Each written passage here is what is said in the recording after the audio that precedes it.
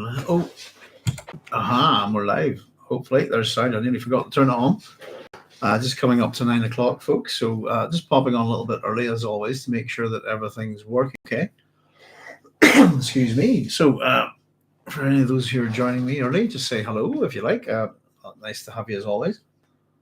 And we're just getting some precious fluids in.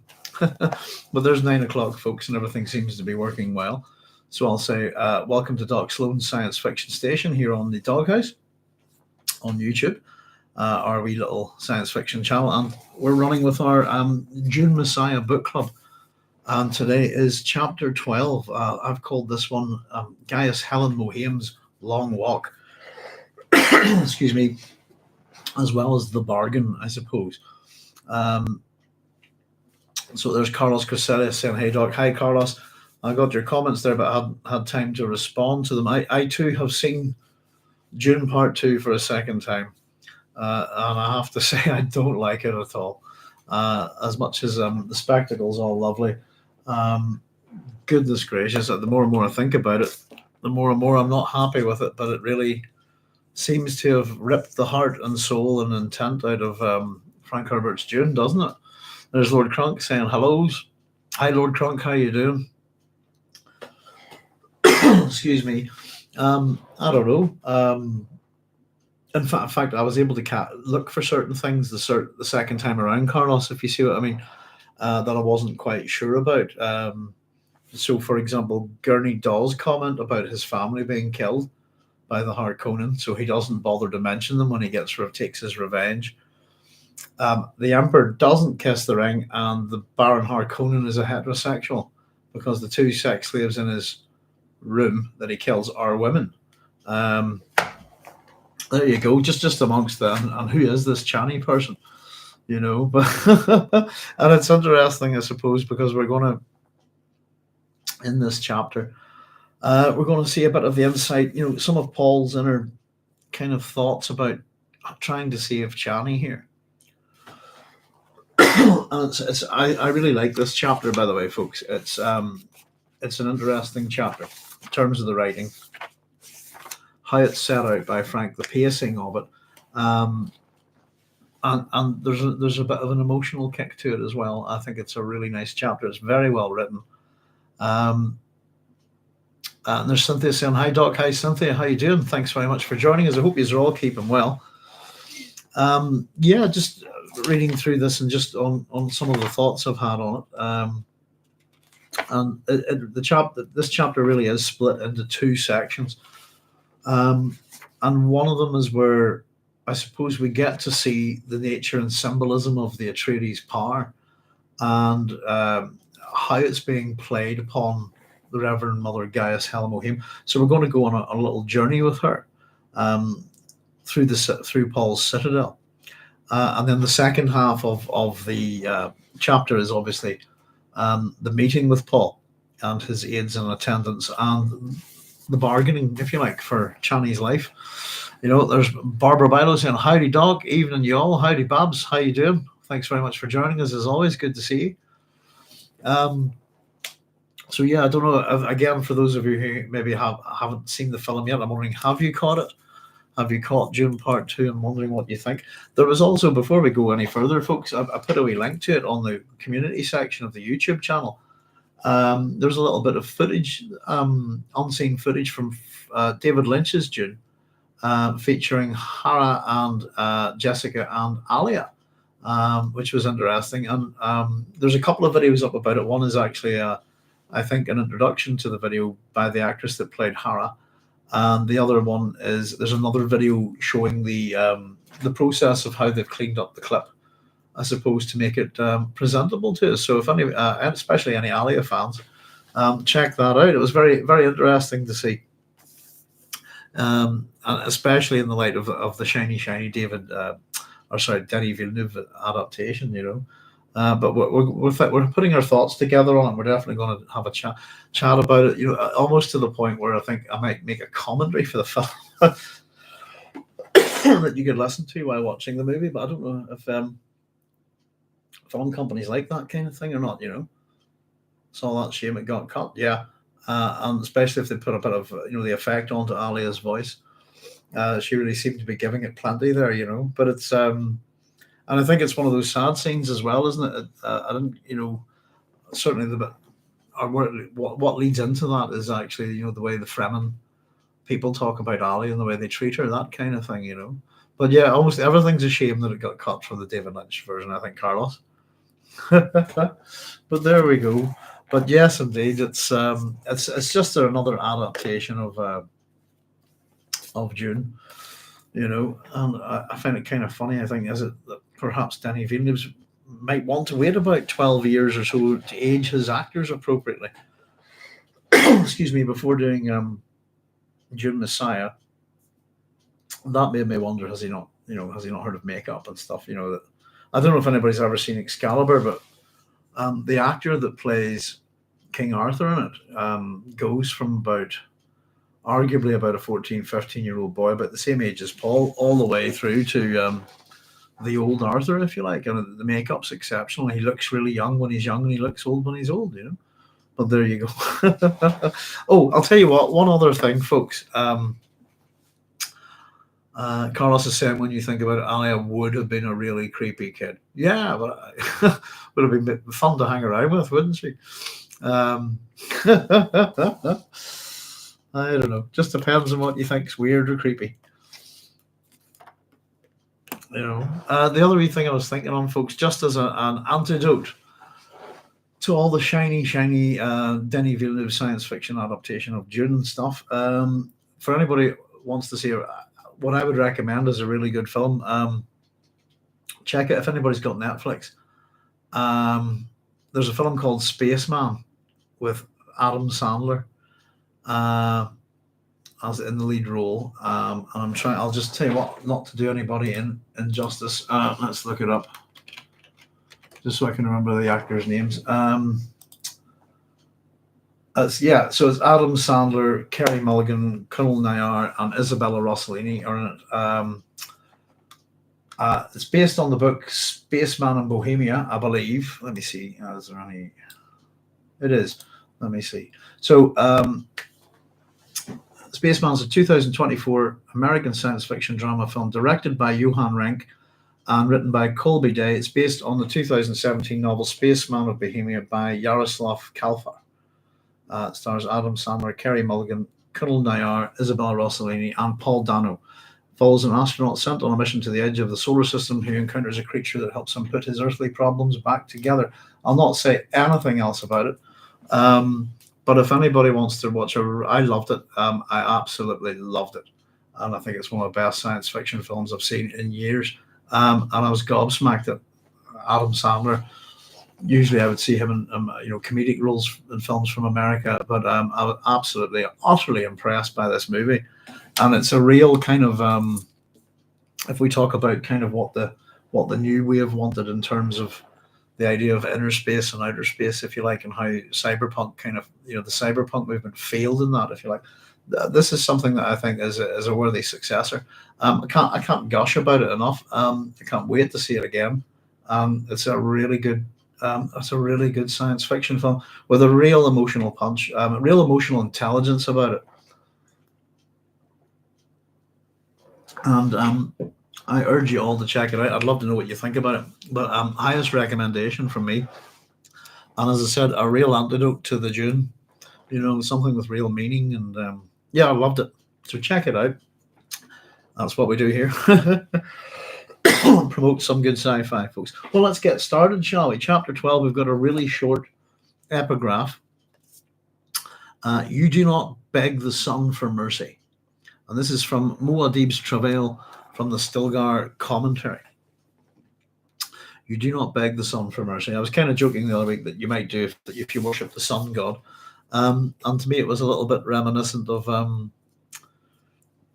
Shakespeare. One cannot look too long at the sun, that kind of thing. And of course, the sun in this case would probably be Muad'Dib, wouldn't it? So a lot of this, here we go. Now, I think this chapter would move pretty quickly, to be honest with you. The reason why we didn't get it up last night, folks, is I just didn't get the work done. I've been scribbling away.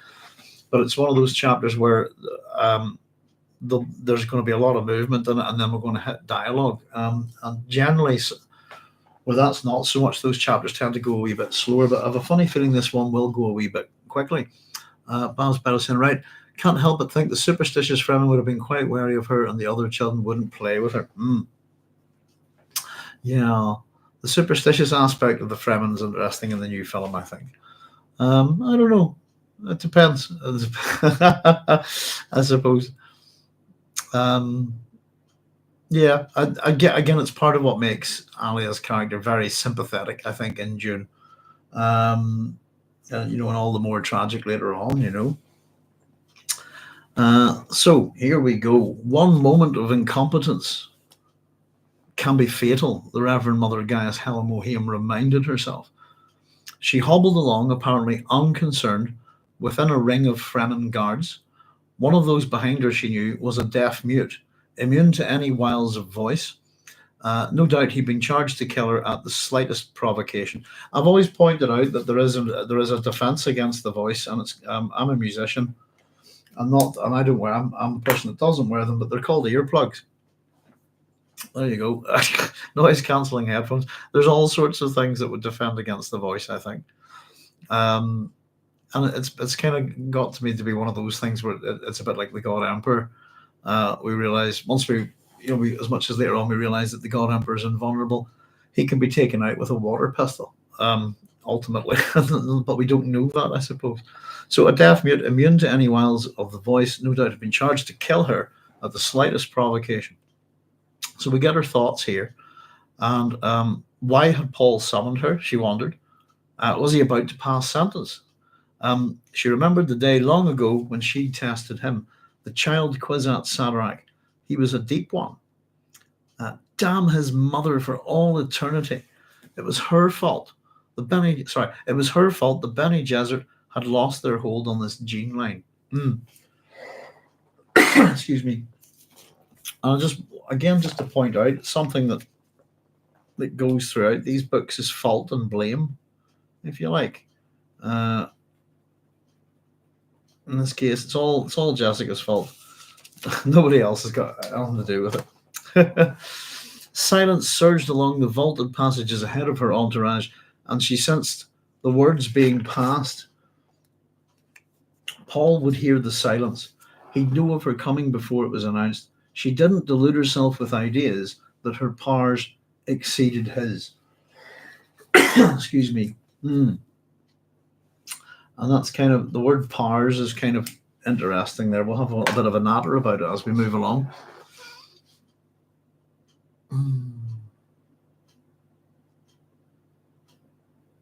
Carlos is saying, isn't that how they built Jesse Custer in Preacher? That word's not come through, Carlos. I'm not too sure what you mean. Is it beat or belt? Belt.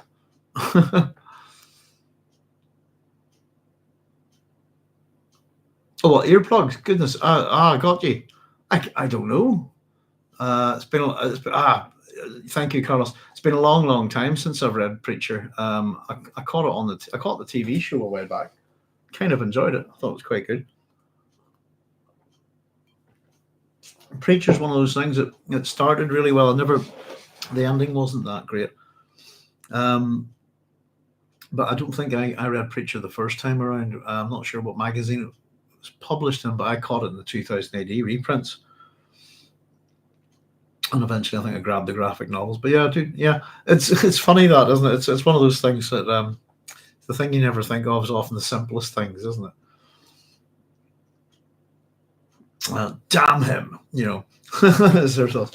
So Mohiam says she begrudged the burdens age had imposed upon her. The aching joints, responses not so quick as once they'd been, muscles not as elastic as the whipcords of her youth. A long day behind her and a long life. She'd spent this day with the Dune Tarot in a fruitless search for some clue to her own fate, but the cords were sluggish.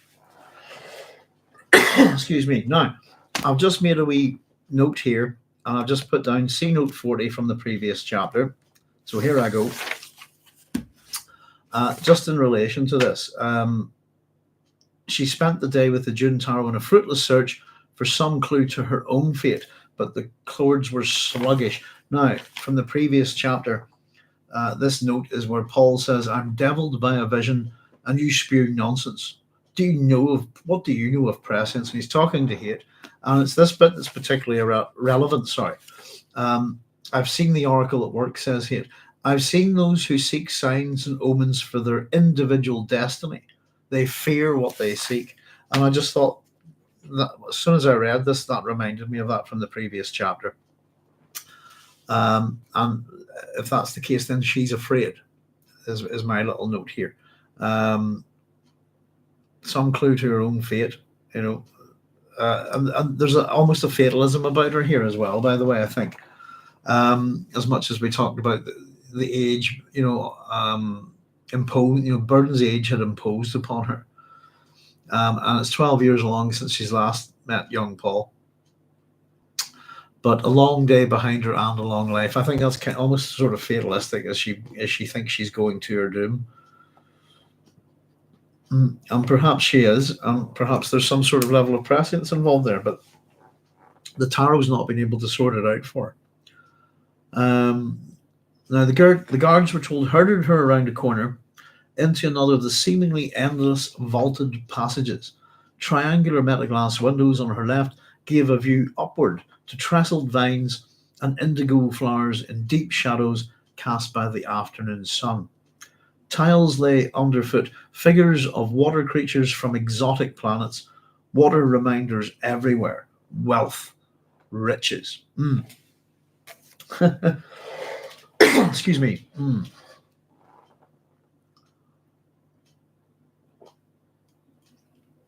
Lord Cronk saying, sure. From chapter 41, Hera reported to Jessica that Alia refused to play with the other children. Then Alia recounts her awakening. The Fremen will soon claim Alia as saint. That's right. I don't know. It is that juxtaposition of the dangerous, deadly baby, but at the same time, it's still a child, isn't it? And I think the actress that plays Alia in David Lynch's Dune really got that kind of nailed. That as much as that she can seem quite intimidating and dangerous, at the same time she can seem very vulnerable and childlike. And again, we get these tiled, a lot of tiles in this place that depict animal, fish, and stuff like that. It almost makes me think of a swimming pool sometimes. Not that I've been in a swimming pool since I was on a Mohiam, robed figures passed across another hall in front of her. They cast covert glances at the Reverend Mother. Recognition was obvious in their manner and tension. She kept her attention on the sharp hairline of the guard immediately in front, young flesh, pink creases at the uniform collar. Let's see. Now, here's a good one now. Did a little bit of etymology work on this. This is interesting. So we'll just read the wee bit first and then we'll stop. So we're told the immensity of this Ighear's citadel began to impress her. Passages. They passed an open doorway from which emerged the sound of timbre and flute playing soft elder music. A glance showed her blue and blue Fremen eyes staring from the room. She sensed in them the fervent and legendary revolt stirring in wild genes. So I thought that's an interesting word, and it's one that I did not know was Ighear, if I'm pronouncing it correctly. The Ighear's citadel. So off I went and had a look for that one. So I've got a bit of stuff. Let's see what we think. But I think I've got a reasonable meaning for it. So, right, here we go. Ighear in Tamazight means shoulder. Now, the Berber languages are also known as the Amazigh languages or Tamazight, if you like, as a collective whole. So in the Tamazight, it can mean shoulder. But then I found a place on Wikipedia that has the word in its name. And so the name, if anybody wants to look it up, I'll just type it in here for you. It's Agadir Ighear. But if you put in the first word into Wikipedia, Agadir, what we'll get is that this is a name in So Agadir, Wikipedia, Agadir is a place, but its name in the Tasselhit language is Agadir Igir, which means Fortress of the Cape, or Cape, if you like. So, Fortress of the Cape, a cape basically is a headland or promontory which extends into water or sea. And the word cape itself comes from kaput, which is Latin for head. But there you go. So Igir in the Tasselhit language, that's Tashelhit, Tashelhit language, means cape or headland or promontory, that kind of thing. So cape, if you like. So the idea that the citadel being built into a promontory makes sense there, if you like. So the promontory citadel, if you want, is the translation that we could go for there. But there you go. And just for a bit of fun, it's always nice to do something new. I will say Azul Filik to anybody out there who speaks one of the Tamazight languages. Azul Filik is hello. There you go. So, I'm speaking a bit of Berber. Who'd have thought? Isn't that fun? There we go. There's a couple of other things here. The timbre and flute. Obviously, a flute doesn't need much explanation, but the timbre is most likely a timbre timbre, which is a long-necked lute whose origin is from Mesopotamia. There's a whole bunch of instruments very like it as well, and I think that's also where you get the word tambourine from, timbre and tambourine. Interesting. And so there we go, a wee bit of etymological fun. The last wee bit here, she sensed in them the ferment of legendary revolt stirring in wild genes. And I've kind of asked the question, what is it about wild genes that are not for the Bene Gesserit program, if you see what I mean?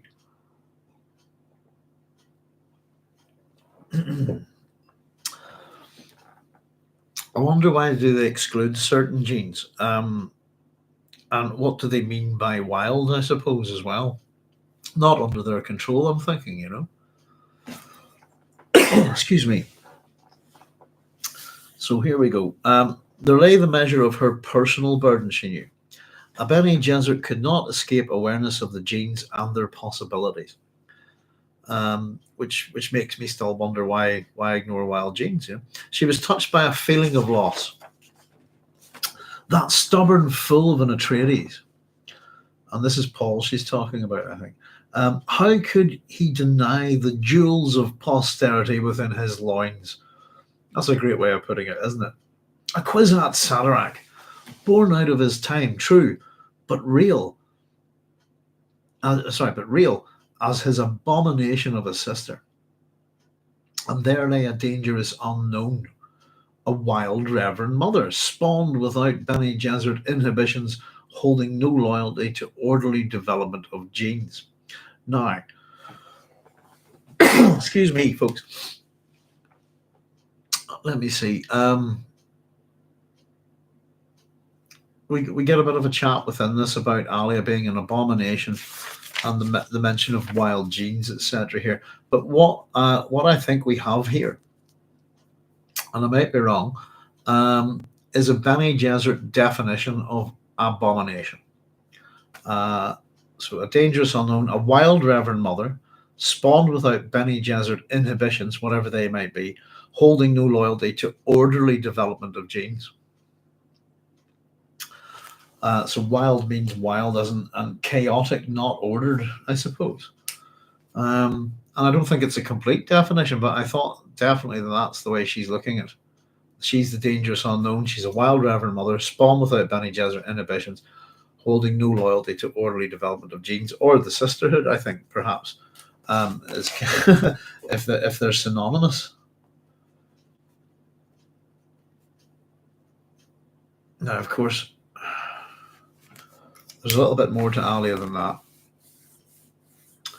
And you kind of wonder if Alia possesses all the memories of various other Reverend Mothers, why doesn't she have some of the Bene Gesserit inhibitions, I suppose? It's a question to ask. She shared her brother's powers, no doubt, and more. Let's see. So there's something saying a wild type gene refers to a gene occurring in nature, not a mutant. So not wild as in jungle or revolution as we read here. Yeah. Occurring in nature. Just it's something out of their control and natural, isn't it? It's ultimately the real character that we get to see is the wild Reverend Mother, isn't it? Is Rebecca. We're a few books away from her. But yeah, wild. It's a thank you, Cynthia.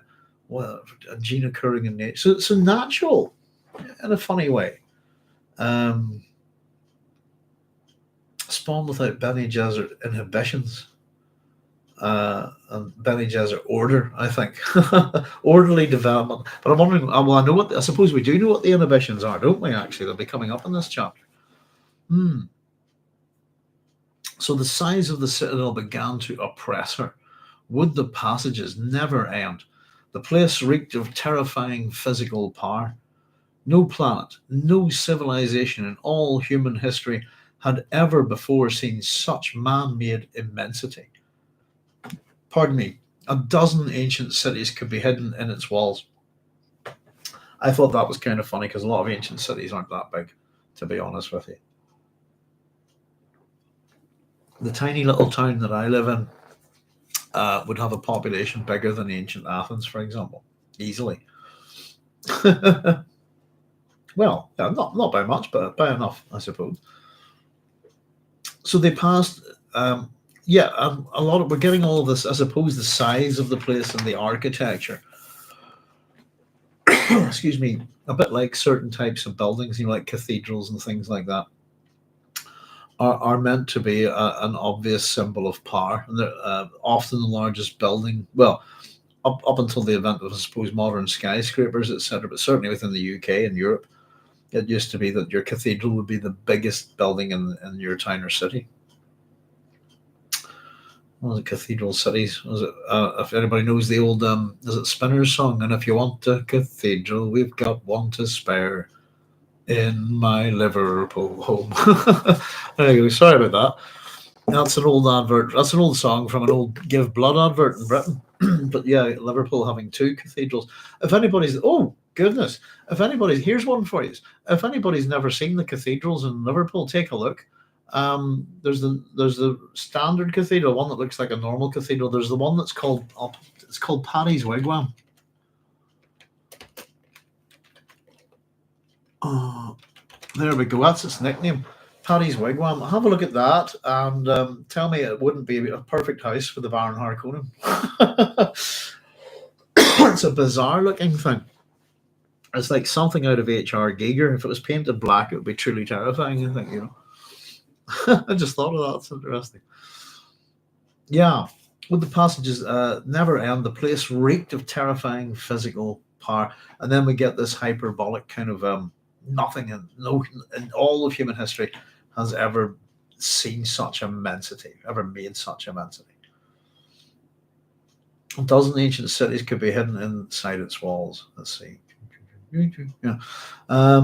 They passed oval doors with winking lights, and she recognized them for Ixian handiwork. Pneumatic transport orifices. In other words, like a kind of tube-like thing. Like you would get in Buck Rogers, the old Buck Rogers from the black and white one. I was thinking of that. Why was she being marched all this distance? She asks herself. The answer began to shape itself in her mind. To oppress her. Excuse me, in preparation for this audience with the Emperor. So it seems to have been doing its job because we're told that she feels oppressed. And you kind of wonder, is that the point of all of it, all of the architecture, just to create this kind of feeling? Seems a bit of a waste, doesn't it? All this space with no people in it. So a small clue, but it joined other subtle indications. The relative suppression and selection of words by her escort. So they'll say certain things, but won't mention other words. The traces of primitive shyness in their eyes when they called her Reverend Mother. The cold and bland, essentially odorless nature of these halls all combined to reveal much that a Bene Gesserit could interpret. And her conclusion is this: Paul wanted something from her.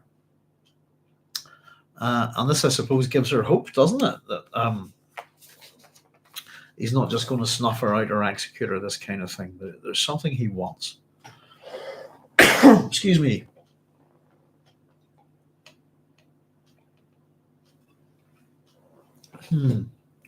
So she concealed a feeling of elation. A bargaining lever existed. It remained only to find out the nature of that lever and test its strength. Some levers had moved things greater than this citadel.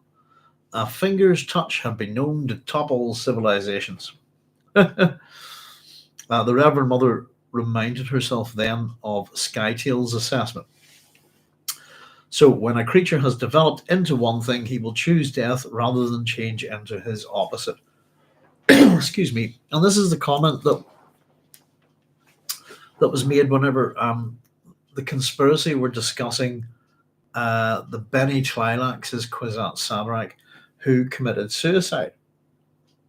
And this was the reasoning why, when a creature developed into one thing, he will choose death rather than change into his opposite. Pardon me.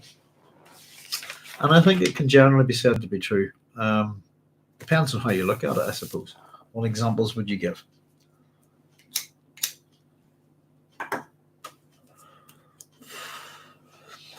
As I always like to point out, there's always an exception to the rule. So the passages through which she was being escorted grew larger by subtle stages, tricks of arching, graduated amplification of pillared supports, displacement of the triangular windows by larger oblong shapes. Ahead of her, finally, loomed double doors centered in the far wall of a tall antechamber. I've done a wee drawing of them here for you. There you go. I don't know if you can see it. There's a wee red hand and a wee fish and a wee tree. And measurements, as if I was doing a diagram for a maths problem. Double doors centered in the far wall of a tall antechamber. She sensed the doors were very large and was forced to suppress a gasp as her trained awareness measured out the true proportions. The doorway stood at least 80 meters high, half that in width. It's a big door. As she approached with her escort, the door swung inward, an immense and silent movement of hidden machinery. She recognized more Ixian handiwork. Through that towering doorway, she marched with her guards into the grand reception hall of the Emperor Paul Atreides, Muad'Dib, before whom all people are dwarfed. Now she saw the effort of that popular saying at work. Oh, I made a mistake there, am I ready? And as she advanced towards Paul on the distant throne, the Reverend Mother found herself more impressed by the architectural subtleties of her surroundings than she was by the immensities. So it's the little details that are more impressive rather than the size and scale of the thing. The space was large. It could have housed the entire citadel of any ruler in human history. The open sweep of the room said much about the hidden structural forces balanced with nicety. Pardon me. Trusses and supporting beams behind these walls and the faraway domed ceiling must surpass everything ever before attempted. Everything spoke of engineering genius. Now, I had a couple of wee things, just a fair amount of hyperbole there again. And everything spoke of engineering genius, and I kind of wondered, whose? Is it Paul's? And all of the other architects, maybe all these architects in his other memory, perhaps.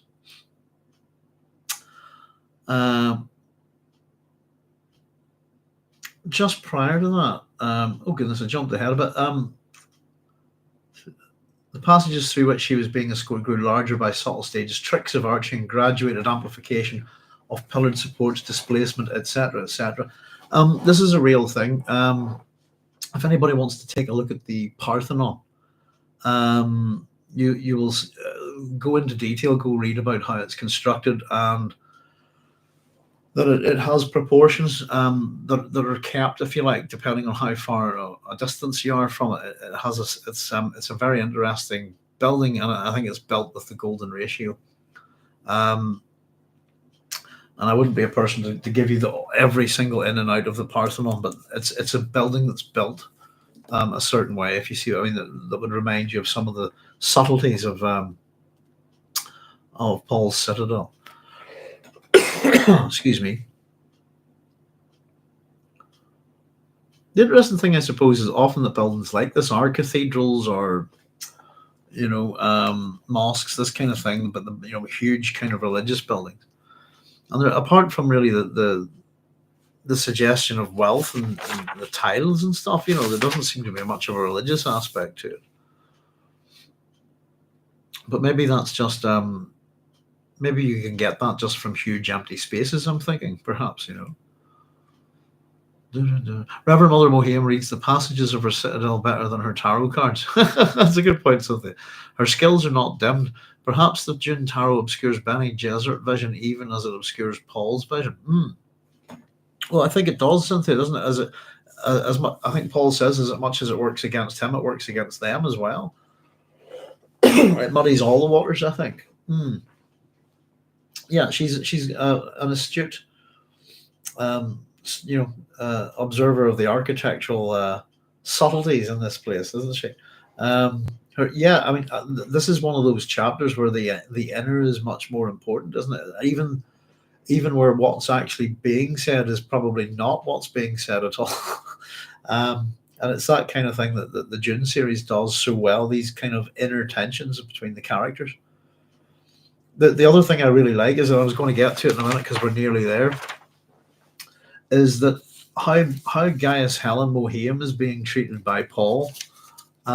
We, the reader, are being treated the same way. We've been going for a long walk here. We're a few pages in, and we still haven't arrived at where we're going.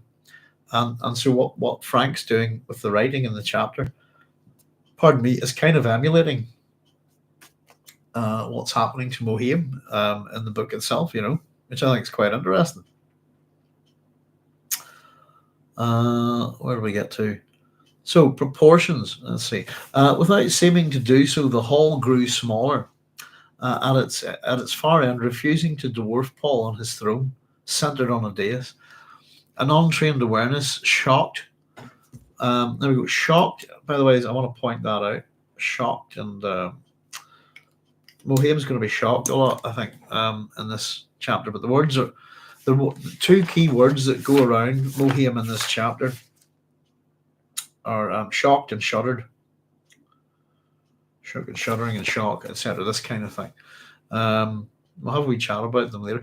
An untrained awareness, shocked by surrounding proportions, would see him at first as many times larger than his actual size.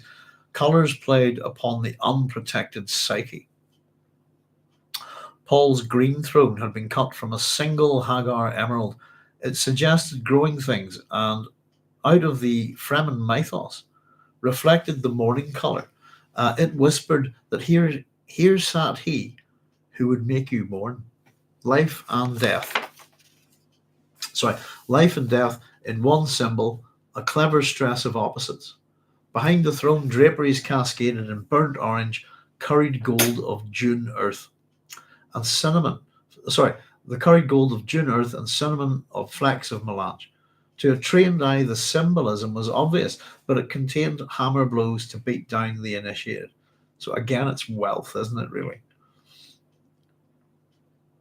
I suppose in a little bit of location there. Time played its role here. And this is where we got to. And I've just written here, as for Mohiam, so for us. And I've just put the number of pages to get here. Let me see. Where are we? We're nearly there. 1, 2, 3, 4, 5.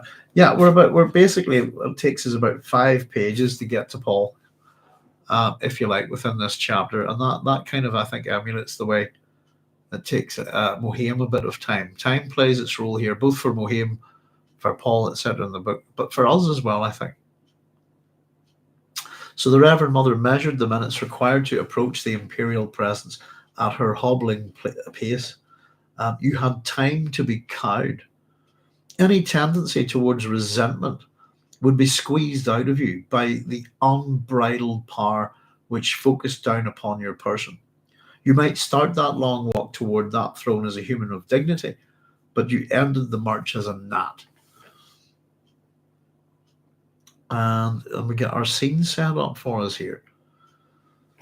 So the whole place, architecture of power, if you like. And within that architecture is a hidden language of power.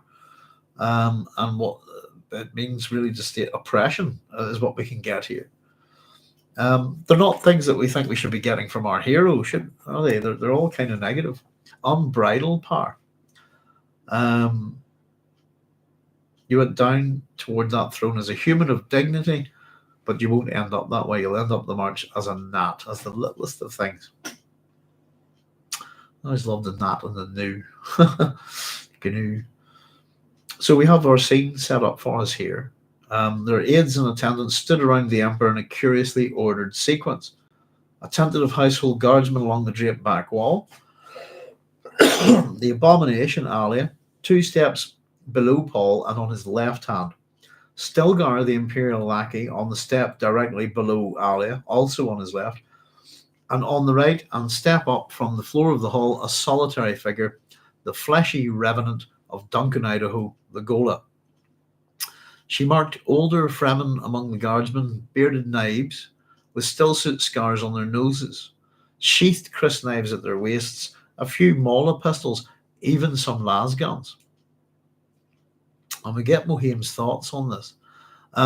Those must be trusted men, she thought, to carry lasguns in Paul's presence when he obviously wore a shield generator. She could see the shimmering of its field around him. One burst of a lasgun into that field, and the entire citadel would be a hole in the ground. There we go. I did a wee doodle of it just to get. There we are. Where are we? But over we go. Everybody positioned over here. Paul, Aliet, Stilgar, Hate, and this is the Reverend Mother. I gave her a wee stick to work with. But it's just good sometimes to sketch these wee things out just to sort of see how a scene looks in your head, if you know what I mean. So her guard stopped 10 paces from the foot of the dais, parted to open an unobstructed view of the Emperor. She noted the absence of Chani and Irulan and wondered at it. He held no important audience without them, so it was said. Pardon me, folks. As always, the absence of a thing makes it noticeable in Dune, doesn't it? So here we go. Everett. Banter begins, and we're 5 pages in, and I think it's just in terms of how Frank treats this character, brings the character along, imposes all this awesome architecture. And again, this character probably hasn't seen Paul since the end of, in 12 years since the end of the events on Arrakis,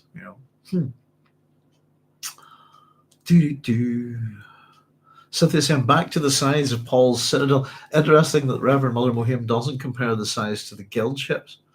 Weren't the guild ships described in Dune as capable of holding many starships? Yeah, I believe so. It's interesting the thing I've been getting about that everybody seems to get wrong about Dune in terms of the films is that the guild ships, as far as I know, do not fold space. That's David Lynch's little thing, and it seems that everybody wants to copy it. But I believe that the Holtzman drive is an engine, and that travel between them, in fact, I'm sure of it, travel between worlds takes time. If you see what I mean. So yeah, the idea of a Highliner containing lots of other ships, yeah. That makes perfect sense. But yeah, I just thought it's always that everybody seems to, and I keep listening to people talk about Dune, and they keep talking about the guild who fold space, and I think that's not correct.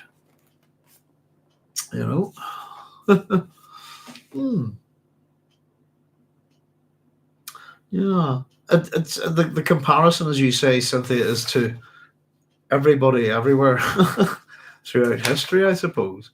No society, no civilization, isn't that right?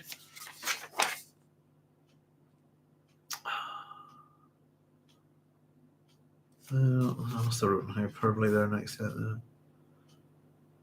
It could have. How's any ruler in human history? Yeah. Yeah, housing lots of ancient cities, that kind of thing. Yeah. Scale, I don't know. One of the things I didn't like about Denis Villeneuve's films is the ridiculous size of some of the ships. And I thought that regardless of if there's a Holtzman feel, that there's still practicalities. You know.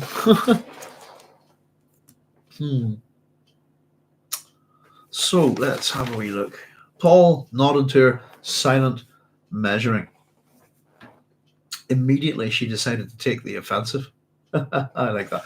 Best defense is a good offense, and the best offense is a good defense, isn't it? So the great Paul Atreides deigns to see the one he banished. And Paul smiled wryly, thinking, she knows I want something from her. So here we go with all of this that Frank's so good at, I think. That knowledge has been inevitable. She being who she was. He recognized her powers. Pardon me, a second time we've heard powers is going to be mentioned a fair bit here. The Bene Gesserit didn't become Reverend Mothers by chance. And I'll just put down there actually later on, Rebecca. We're just saying about that. Paul says, shall we dispose with the fencing? So we cut through the crap, no fencing. Mohiam wonders, would it be this easy? She wondered, and she said, name the thing you want. So that's direct. Stilgar doesn't like this. Stilgar, we're told, stirred, cast a sharp glance at Paul. The Imperial lackey didn't like her tone. So we're still very much getting her point of view here. Paul says, Stilgar wants me to send you away. And just, I've put in little comments on almost everything that's been said here. I've written, is that a euphemism? For killer, basically. And then Mohiam goes straight there. Not kill me? I would have expected something more direct from a Fremen naib. And that's her being direct again. And I like Stilgar's response here is funny. Often I must speak otherwise than I think. That is called diplomacy. So I wrote there, that's funny and truthful in a way. And it's suggestive that, yeah, I do want to kill you, I think is what I got from it. And then Mohiam says, well, then let us dispense with diplomacy as well. No fencing, no diplomacy. Was it necessary to have me walk all that distance? I'm an old woman. So why has she been made? She wants to know why. I dare say she knows. Paul says this to her. You had to be shown how callous I can be. That way, you'll appreciate magnanimity. Quite pleased I was able to say that word okay. And she says, you dare such gaucheries with the Bene Gesserit? And we're fencing again, aren't we? And Paul says to her, so there's more going on than what's being said here. Gross actions carry their own messages. That's there's something subtle being said there. Mohiam's thoughts are, she hesitated and weighed his words, so he might yet dispense with her grossly, obviously, if she was. So she reads from Paul's words there, and I think she's misread him. Gross actions carry their own messages. I think he's talking about the overall conversation there.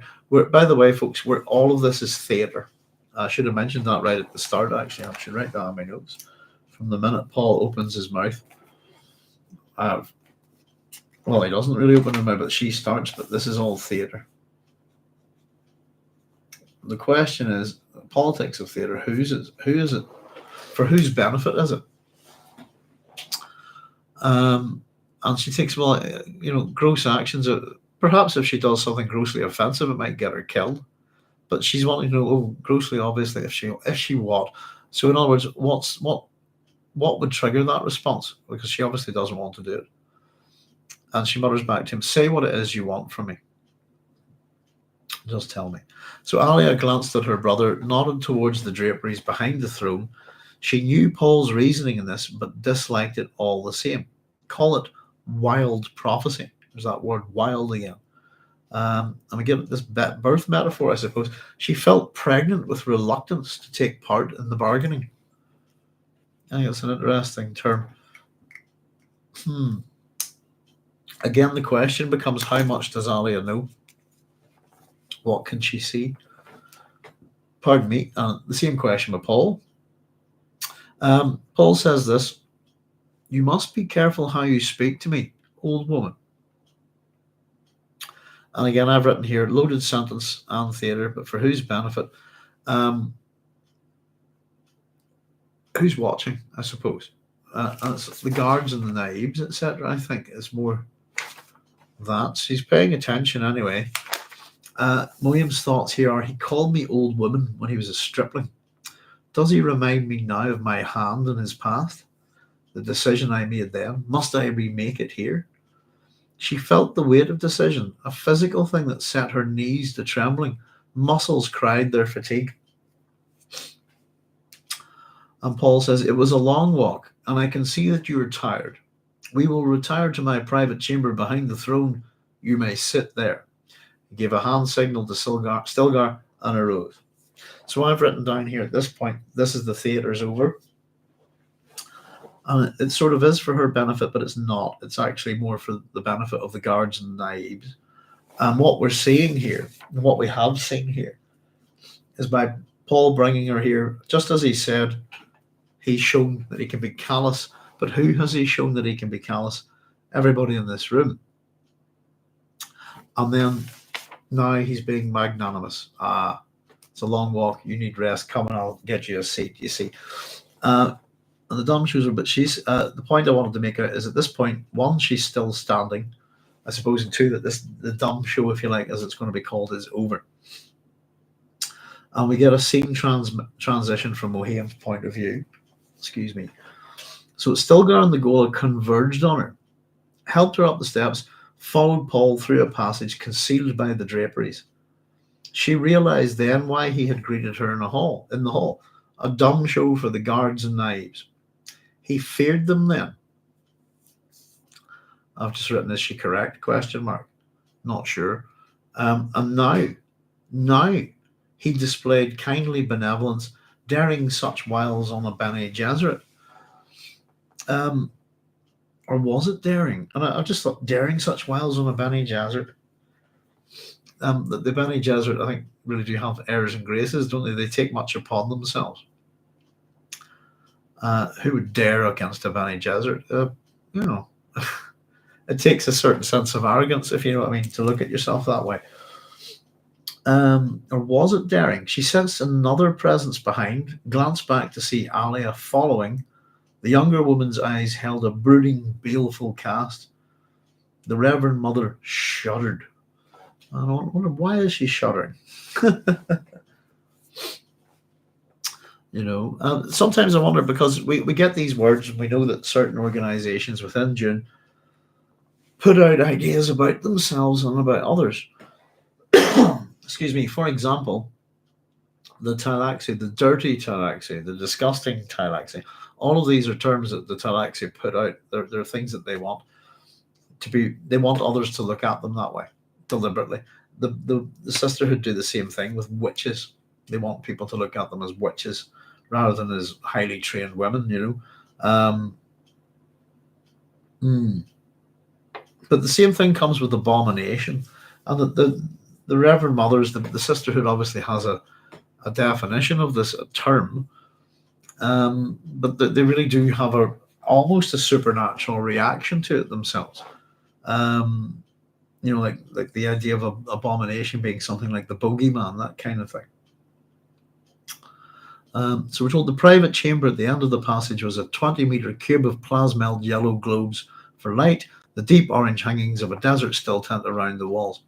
It contained divans, soft cushions, a faint odour of melange, crystal water flagons on a low table. It felt cramped, tiny after the outer hall. And I thought it's kind of almost a very similar...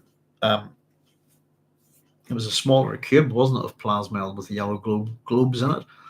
But it's very similar to the room that Mohiam was kept in, her cell, I thought, based on its description.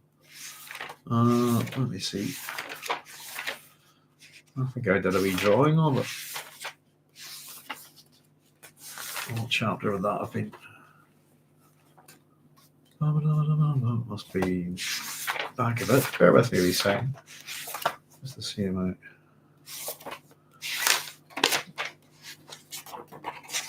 Probably further back than that.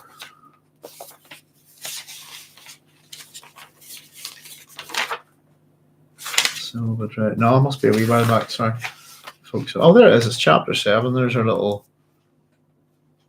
What was she in there? A 3-meter cube carved with cut rays from the veined brown rock beneath Paul's keep, etc., etc. I did a wee doodle of it. There it is. Ooh, over here. Oh, I'm so bad at that. There we go. Sorry, folks. There, that one. I just the description I thought was very similar. Let's have a wee look at your comments, folks. There's Brad. Hi, Brad. Brad Rose saying, "Hi guys, Saturday morning here at work, alas, but pulling double time, so I can't input, but I'm listening. That new movie, Angry Face." Hi, Brad. Thanks for joining us, and no worries. Good to have you listening along. So I hope you're keeping well. And that new movie sucks balls, doesn't it? It's awful. Goodness gracious. You know, I still had a nice day out at the cinema, but I've come to hate it. I don't know if that's too strong a word, but I kind of almost despise it. I think it's I don't like what it's done to Frank Herbert's Dune at all. I think it's appalling. There you go, bro. But thanks for joining us.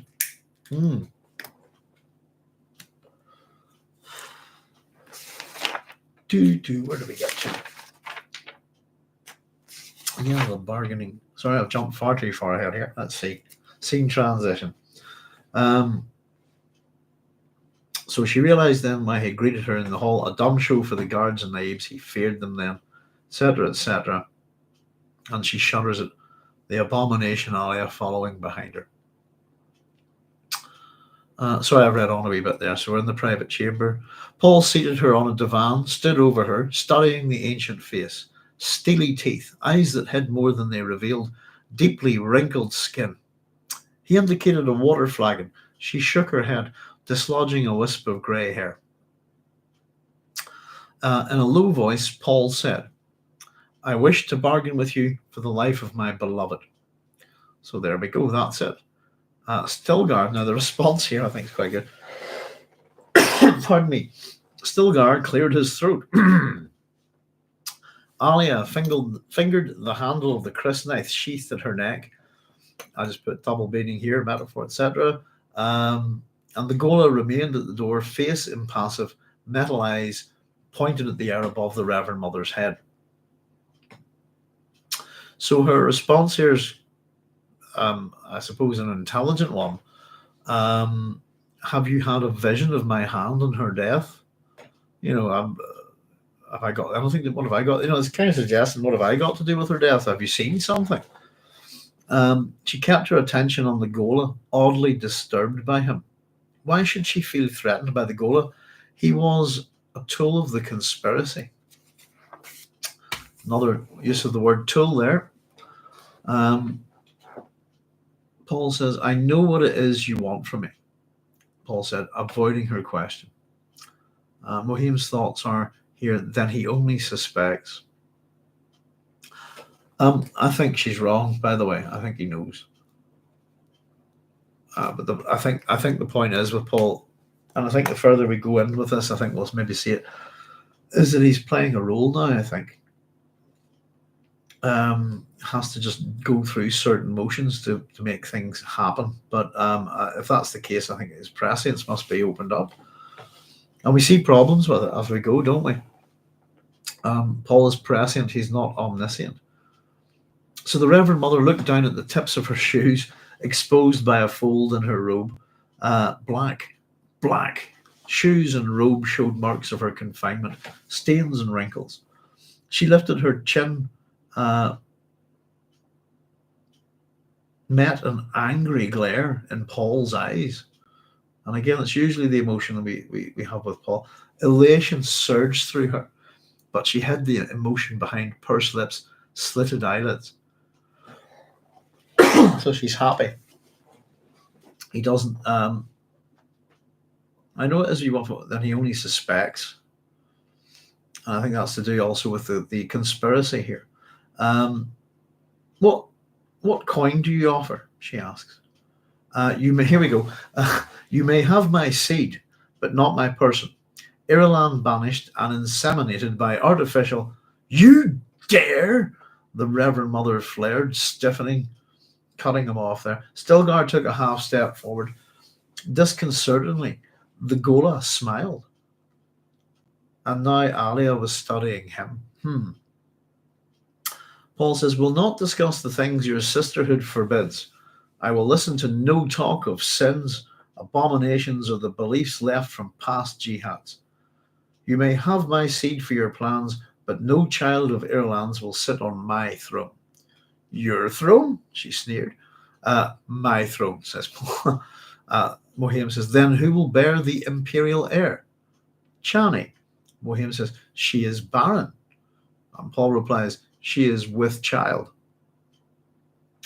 And we're told that an involuntary indrawn breath, exposed her shock. You lie, she snapped. And I'm kind of wondering about that, because I've just written next to that, truth sense, ?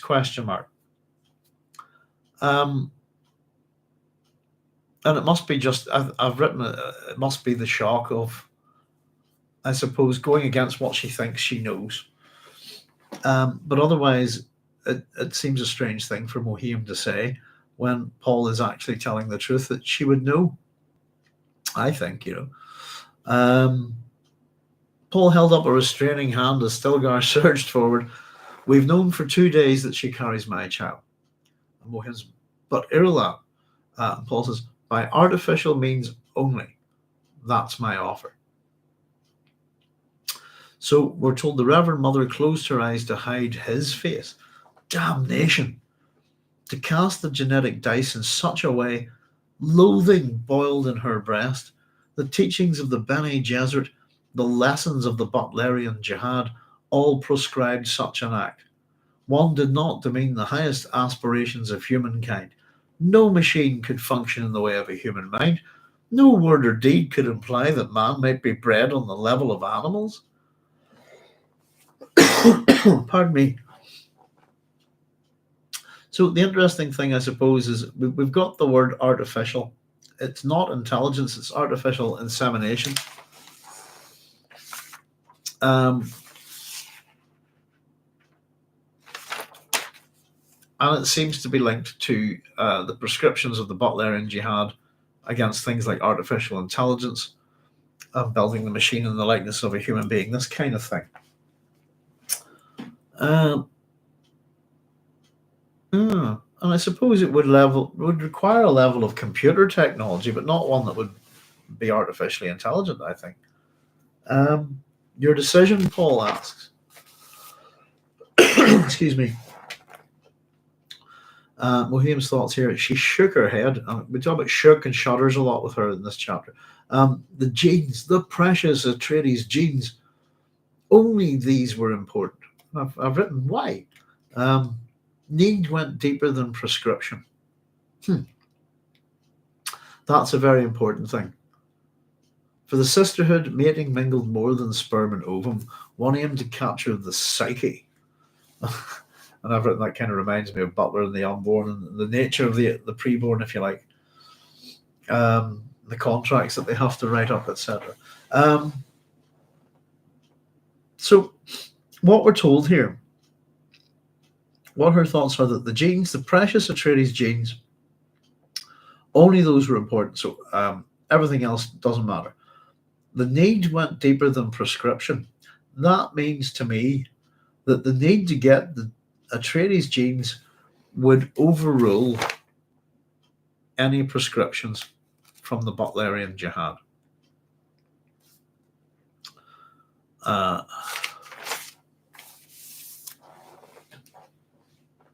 At least that's the suggestion here, I think, And the Reverend Mother now understood now the subtle depths of Paul's offer. He would make the Bene Gesserit party to an act which would bring down popular wrath, were it ever discovered. They could not admit such paternity if the Emperor denied it. The coin might save the Atreides genes for the sisterhood, but it would never buy a throne. So it's a trap, basically, in a funny way. The trap is that if you can have this, you can have my seed. Ireland can be impregnated by artificial insemination. But under the Bene Gesserit prescriptions, this kind of thing is sinful. It's blasphemous. It's evil, religiously so. And would burn them? It would kind of, that kind of thing. It would, and it makes me question what Mohiam's saying here.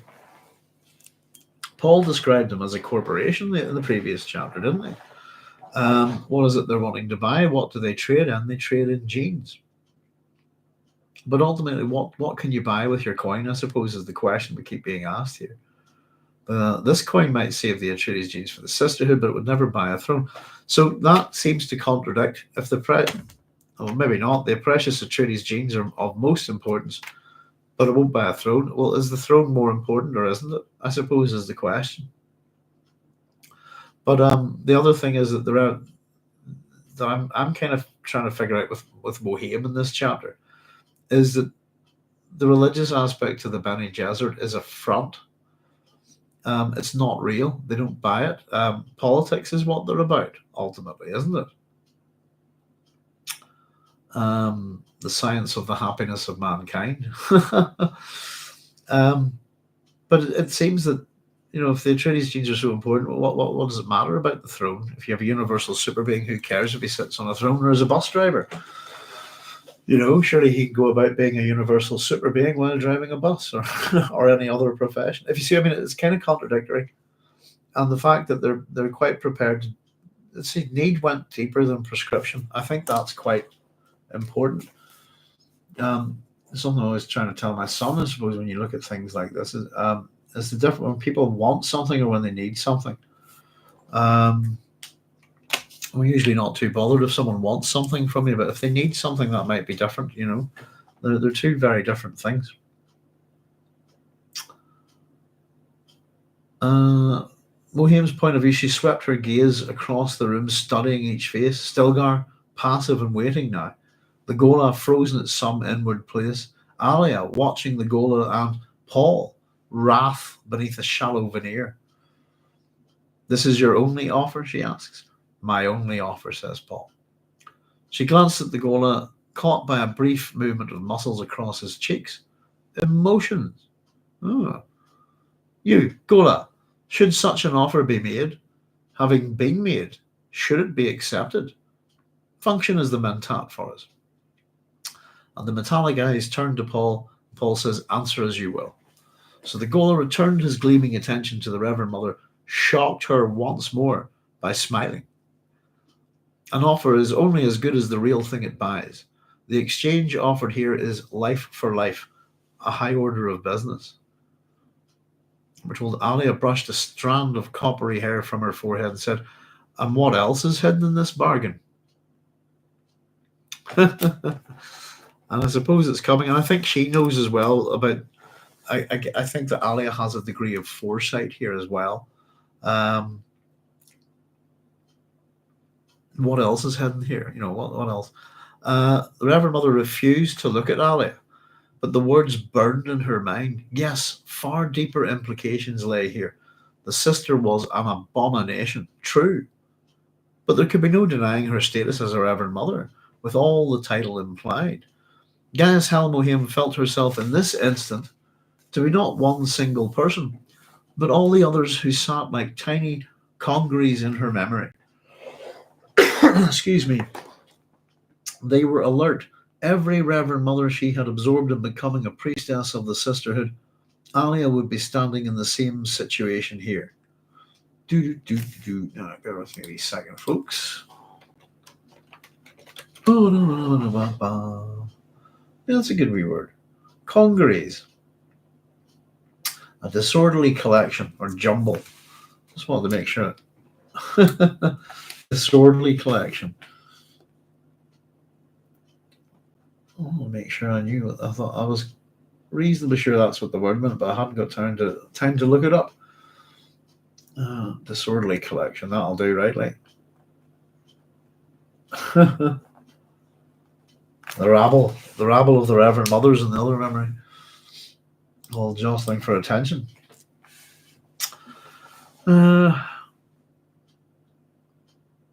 Ali will be standing in the same situation here. So what we've got is, as much as, and it's interesting that as much as we can ask about, do Paul and Ali see the conspiracy through foresight, if you like? There's the other possibility is that Ali would have a fair sense, if you like, of what the sisterhood might be about, but because of other memory as well. That how do they put it? All the others who sat like tiny congeries in her memories, all of them are available to Ali as well. Or possibly not even. It opens up all sorts of questions about other memory. Is it the same group of people available? Who knows, you know? The other thing I was thinking about other memory the other day was, if you're in other memory and you've died, is it the fact that it seems to be that you have some kind of existence inside other memory? Does that mean you get to die over and over and over again? Oh, can you see it coming? Oh dear, that would be quite bad, wouldn't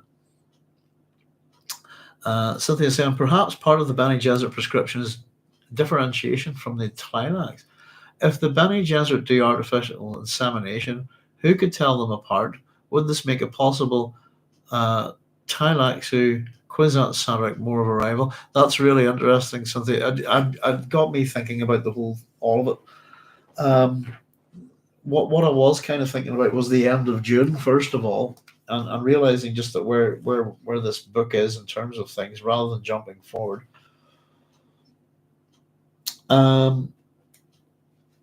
But it was the last part of Appendix 3. In the face of these facts, one has led to the inescapable conclusion that the inefficient Bene Gesserit behavior in this affair was a product of an even higher plan of which they were completely unaware. I don't know. The fact that the Bene Tleilax having golas of sook doctors are mentioned in this book, and I often wonder, are they the other?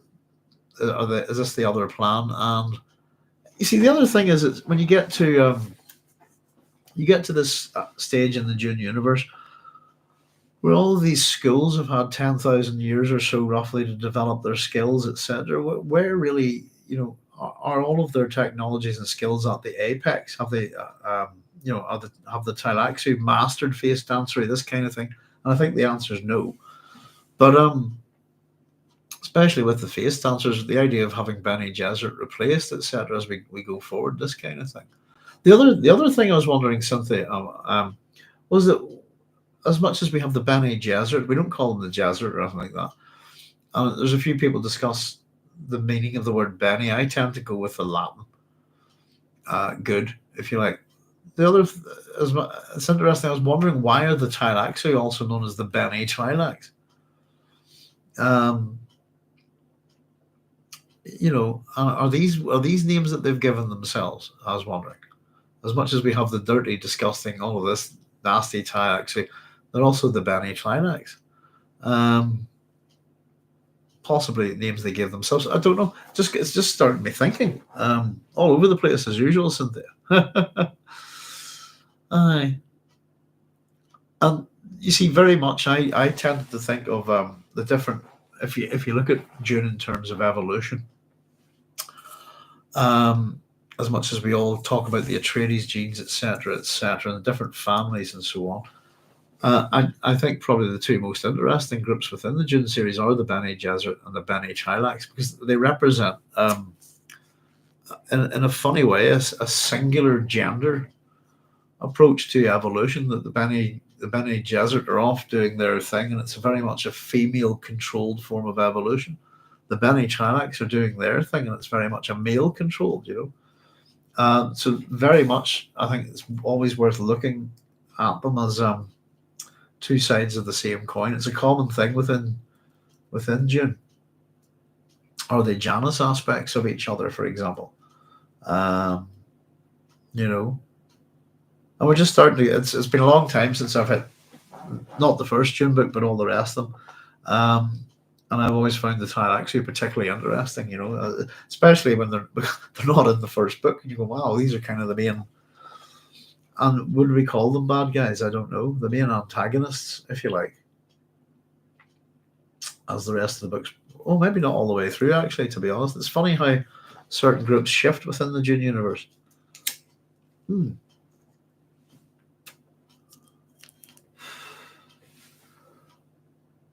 So it says, what else? The Gola asked. One wonders why the witches of the Bene Gesserit have not used Tleilaxu methods. And it's a statement. He makes there, what else is the question mark? But then he makes this statement. And again we get Gaius, Helen, Mohiam, and all the Reverend Mothers within her shuddered. It's a perfectly good question, isn't it? And we get some responses. Yes, the Tleilaxu did loathsome things. Like what? Harvesting cells from dead bodies. Okay. If one let down the barriers to artificial insemination, was the next step a Tleilaxu one, a controlled mutation? In other words, if they give in to this and use this technology,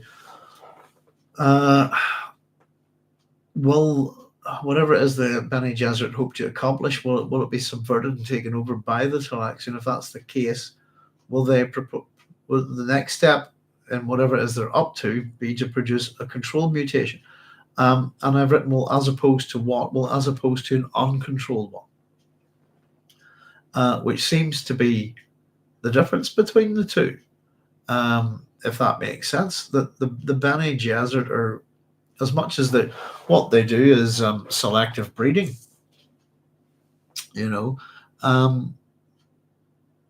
but they're not directly causing mutations or anything like that. They're looking to breed two different individuals, if you like, to see what arises. So in that sense, it's not controlled. Whereas the Bene Gesserit, the suggestion is that they could breed two people and then muck around with genes and mutate things to get a desired response. Up to and including restoring, human memories, I suppose. Although how they would be able to do that is beyond me. So this is quite important here now. Paul, observing the play of emotion around him, felt abruptly that he no longer knew these people. He could only see strangers. Even Alia was a stranger. My only comment here is, why now? And I think it's to do with I genuinely think, why does Paul feel so alone right now? And I think it's to do possibly with Ali and hate, really. That I think the thing that's maybe given Paul some comfort up until now is that he has a sister who, for what it appears to be, shares his abilities. Sees the things that he sees, understands him.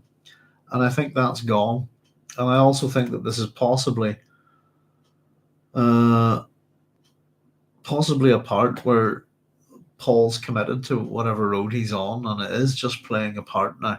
And I think he feels separated from the others. Alia says, if we set the Atreides genes adrift in the Bene Gesserit River, who knows what may result? I kind of thought, well, Kwisatz Haderach. But Kwisatz Haderach is the thing that the Bene Gesserit have planned for. I suppose the suggestion is what all the things that you might not plan for, what could arise from such meddling, I suppose, or even such natural occurrences. Gaius Helen Mohiam's head snapped around, and she met Alia's gaze. For a flashing instant, they were two Reverend Mothers together, communicating on a single thought. And we have Mohiam's thoughts here. What lay behind any Tleilaxu action? The Gola was a Tleilaxu thing. Had he put this plan into Paul's mind? Pardon me. Would Paul attempt to bargain directly with the Bene Tleilax? That's where I wrote the wee note, actually. Something I just here. Why Tleilaxu and Bene Tleilax? Bene is. I was wondering about that. So Paul feels that everyone's a stranger. There's possibly a sense of loneliness from that, if you like. And immediately after, there's almost a kind of moment of mutual togetherness, if you like, for Ali and the Reverend Mother.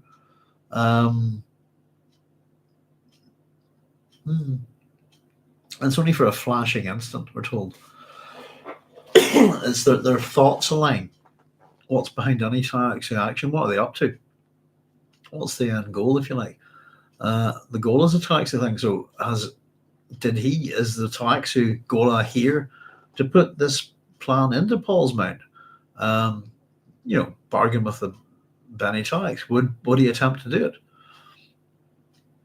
So we're told Mohiam, she broke her gaze from Alia's, feeling her own ambivalence and inadequacy. The pitfall of Bene Gesserit training, she reminded herself, lay in the powers granted. Such powers predisposed one to vanity and pride, but power deluded those who used it. One tended to believe power could overcome any barrier, including one's own ignorance. Pardon me. We've had as I said, we mentioned power. Power's been mentioned a good few times in the chapter, especially the power of the architecture, etc. And the Reverend Mother kind of knowing that her powers are no match for those of the Emperor. I suppose those are the inadequacies that she's talking about. Ambivalence, I think, is kind of interesting. It's almost as if she ultimately doesn't really care what the Bene Talax are up to, as long as the Bene Gesserit can go about their business, I think. Such powers predispose one to vanity and pride. We got a bit of that from Mohiam. They think they can try this on a Bene Gesserit, this kind of attitude, As that power deluded those who used it. One tended to believe power could overcome any barrier, including one's own ignorance. It's very hard to overcome ignorance. The only thing you can overcome ignorance with generally is with knowledge, I suppose.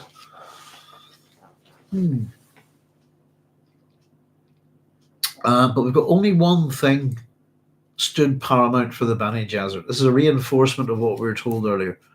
And that was the pyramid of generations which had reached its apex in Paul Atreides and in his abomination of a sister. A wrong choice here, and the pyramid would have to be rebuilt, starting generations back in the parallel lines and with breeding specimens lacking the choicest characteristics. And I kind of thought about that as well, is that human breeding would continue, always does. And surely that the bloodlines that they would be interested in would have bred and created various divergent things, etc., etc. Why the need to go back and look at the bloodlines? I suppose it depends on what kind of records they're keeping, things like that. Who's been wiped out by war and this kind of thing. So Mohiam's thoughts here: controlled mutation. Did the Talaxi really practice it? How tempting. So did the Talaxi really practice it? They don't know. Or she doesn't know. How tempting is it? Why? She shook her head. The better to rid it of such thoughts. It's a serious temptation for her, isn't it? Paramount is the pyramid of generations which had reached its apex in Paul Atreides. The precious Atreides genes, only these were important. Paul says, and the shaking of the head again sort of gets misread by Paul. He says, "You reject my proposal?" Paul asked. And she goes, "I'm thinking." I always like Mohiam's character. Her thoughts here. And again, she looked at the sister. The optimum cross for this female Atreides had been lost. And that's Feyd-Rautha that we're talking about. Killed by Paul. Another possibility remained, however. One which would cement the desired characteristic into an offspring. Paul dared offer animal breeding to the Bene Gesserit. He dared do this. How much was he really prepared to pay for his Chani's life? Would he accept a cross with his own sister? Sparring for time, the Reverend Mother says, "Tell me, O flawless exemplar of all that's holy, has Irulan anything to say of your proposal?" Irulan will do what you tell her to do, says Paul. And Mohiam's thoughts here are true enough. And I've actually written, is it? We'll have to see. She firmed her jaw and offered a new gambit. there are two Atreides. And Paul, sensing something of what lay in the old witch's mind, felt blood darken his face. Careful what you suggest, he said. You just use Irulan to gain your own ends, eh? Paul says, wasn't she trained to be used? And Mohiam's thoughts are, and we trained her, that's what he's saying. Well, Irulan's a divided coin. Was there another way to spend such coin? So, just interestingly enough, before we go on, there are two Atreides. Paul's offering them artificial insemination. All of the Butlerian jihad's taboos, if you like, that have caused, strongly suggest that the Bene Gesserit would turn him down on this. So there's a taboo against artificial insemination. However, and interesting that as much as they masquerade as a religious order, they don't seem to have any such taboo about incest. In fact, the main people being bred into the Kwisatz Haderach breeding program, it strongly looks like they are inbreeding. That's what the Bene Gesserit are doing.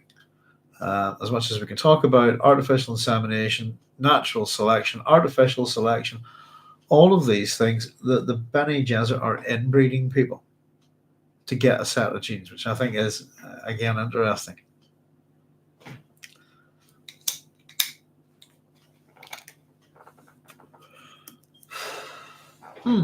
Just the idea that they're not bothered by it in the slightest.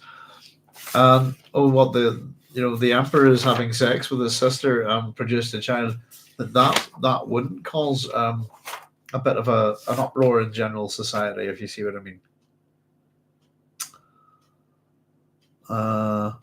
It's just, the standards of this universe are a little bit odd, aren't they? And of course, again, we've had hate described pretty much as a tool in this chapter.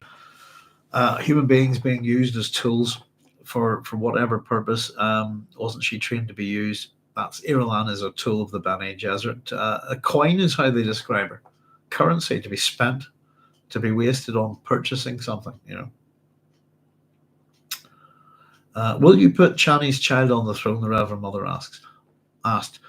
On my throne, Paul says. He glanced at Alia, wondering suddenly if she knew the divergent possibilities in this exchange. Alia stood with eyes closed, an odd stillness of person about her. With what inner voices did she commune? Seeing his sister thus, Paul felt he'd been cast adrift. Alia stood on a shore that was receding from him. So she seems to have been close, but she seems to be getting further and further away. What inner voices did she commune with? And I think this is, again, that point where Paul feels that everyone is strangers, that he's been separated out at this point. There's nobody can really understand what's going on for him, I think. And that the one person that he thought possibly did was Alia. It seems that it's not the case. And I'm wondering how much of that is Paul and his own self-doubt, if you like, because maybe we'll see from Ali in a moment or two what's going on with her. The Reverend Mother made her decision and said, this is too much for one person to decide. I must consult with my council on Wallach. Will you permit a message? And Paul's thoughts here is as though she needed my permission. Agreed then, but don't delay too long. I will not sit idly by while you debate. And then we get this question from Hate. Will you bargain with the Bene Twi'leks? Gola asked, his voice a sharp intrusion. And I quite like, eyes are very important in this chapter, actually, if you look at the way everybody's glancing, closing eyes, avoiding glances, etc. Ali's had her eyes shut here, but Ali's eyes popped wide open, and she stared at the Golas as though she'd been awakened by a dangerous intruder. Paul says, I've made no such decision. What I will do is go into the desert as soon as it can be arranged. Our child will be born in siege. And Stilgar says, a wise decision. And Alia refused to look at Stilgar. It was a wrong decision. And I find it interesting that she uses a wrong decision rather than the wrong decision. It was a wrong decision. She could feel this in every cell. Paul must know it. Why had he fixed himself upon such a path? And I think that's strongly suggestive that Alia is able to see some of the futures here, and that I think possibly that she can see the outcome, as well as Paul. In fact, I'm pretty convinced of it by the end of the chapter. We'll see if we can see what you think. He must know it. What's he doing? This is a wrong. It's a wrong decision. There are options, aren't there? That's a wrong one. That's a wrong one. That's a wrong one. That's a right one. That's the way I would think that they might look at it, or certainly positive in terms of their own outlook, if you see what I mean. But it's clearly one that snapped her eyes open, pop wide open. Refused to look at Stilgar, a wrong decision. She could feel this in every cell. Paul must know it. Why had he fixed himself upon such a path? Why is he doing this? And it suggested maybe that Paul and Alia aren't as divergent in their vision, if you like, as we might think. She asks us, have the Bene Gesserit offered their services? She asked, she saw Mohiam hanging on the answer. Paul shook his head. No. He glanced at Stilgar. Still, arrange for the message to be sent to Wallach. At once, my lord. Paul turned away, waited while Stilgar summoned guards, and left with the old witch. So we have Stilgar and Mohiam exiting here. He sensed Alia debating whether to confront him with more questions. She turned instead to the Gola. Mentat, will the Thylaxu bid for favour with my brother? And the Gola just shrugs. He shrugged. I think this is also a wee bit of Paul feeling a little bit further away from his sister. He sensed her debating whether to confront him with more questions, but she turns to the Gola instead of to him. And it's funny that I think maybe within this chapter where Paul and Ali are starting to separate a little bit, I think the distance, oddly enough, the distance between them comes from not communicating, wondering what the other is saying, this kind of thing. Paul felt his attention wander, his thoughts here. The Thylaxu? No, not in the way Alia meant. Her question revealed, though, that she had not seen the alternatives here. Well, vision varied from Sybil to Sybil. Why not a variance from brother to sister? Makes sense, doesn't it? Wandering. He came back from each thought with a start to pick up shards of the nearby conversation. Must know what the Thylaxu. The fullness of data is always healthy doubts where I think you can kind of figure out who's saying which one. I think the first one is Ali, and the second one is hate, and the third one is Ali again. So Paul turned. Yeah, the question revealed she had not seen the alternatives here. Maybe she has, but maybe I don't know. Maybe Ali is looking at the alternatives would see some as being worse than others, and would put a different value judgment on them than Paul. Does that make sense? I think perhaps where the differ is ultimately where the end of this book goes. I'll not ruin it for anybody who's plodding along. But in this sense, I get the sense that Alia would want to avoid what happens at the end of the book, whereas Paul is committed to it. And I think that's where they separate here. Paul turned to look at his sister, caught her attention. He knew she would see tears on his face and wonder at them. Let her wonder. Wondering was a kindness now. There we go. And that's another little...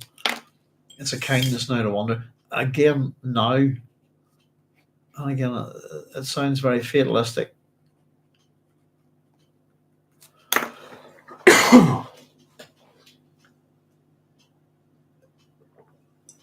Oh, sorry, folks. I'm sort of admonishing myself for not drinking enough when I do these talks. No, always coughing and spluttering. I'm going to get the precious fluids down. So we're told he glanced at the Gola seeing only Duncan, Idaho, despite the metallic eyes. It's more and more of Duncan, I suppose, and less of hate, isn't it? Sorrow and compassion ward in Paul. What might those metal eyes regard? There are many degrees of sight and many degrees of blindness, Paul thought. His mind turned to a paraphrase from the Orange Catholic Bible. What senses do we lack that we cannot see another world all around us? Pardon me. What senses do we lack that we cannot see another world all around us? Were those metal eyes another sense than sight? I got almost the suggestion that they might be recording devices. Alia crossed to her brother, sensing his utter sadness, she touched a tear on his cheek with a Fremen gesture of awe and said, "We must not grieve for those dear to us before their passing." And Paul said, "Before their passing," Paul whispered, "tell me, little sister, what is before?" There you go. It's quite, there's a bit of an emotional gut punch if we suspect what's going on, or if we know, if we're on our second read or something, and it starts to give you a real sense, I think, of the tragedy of Paul. I think it's a cracking chapter. I mean, we tore through it, I think, did we? How did we do? Yeah, it's a fast read, this one. Though there's a bit more pages to it than some that we've looked at recently. But I love the pacing of it. What do I like about it? I love the pacing of this chapter. We have this slow walk of this old woman all the way through this immensity of architecture. And what Frank does with this, it's about 5 pages of writing. Let me just see here. Of Gaius, Helen, Mohiam dandering along. Let me just check. 1, 2, 3, 4, 5. Pardon me. Pretty much 5 full pages before they meet and have a chat. Builds up a nice little bit of tension. Makes us wonder about what's going to happen to Mohiam. Lets us get her inner thoughts. And really, it's very much Paul and Mohiam's thoughts that are the fore here. And we get this use of power within the architecture.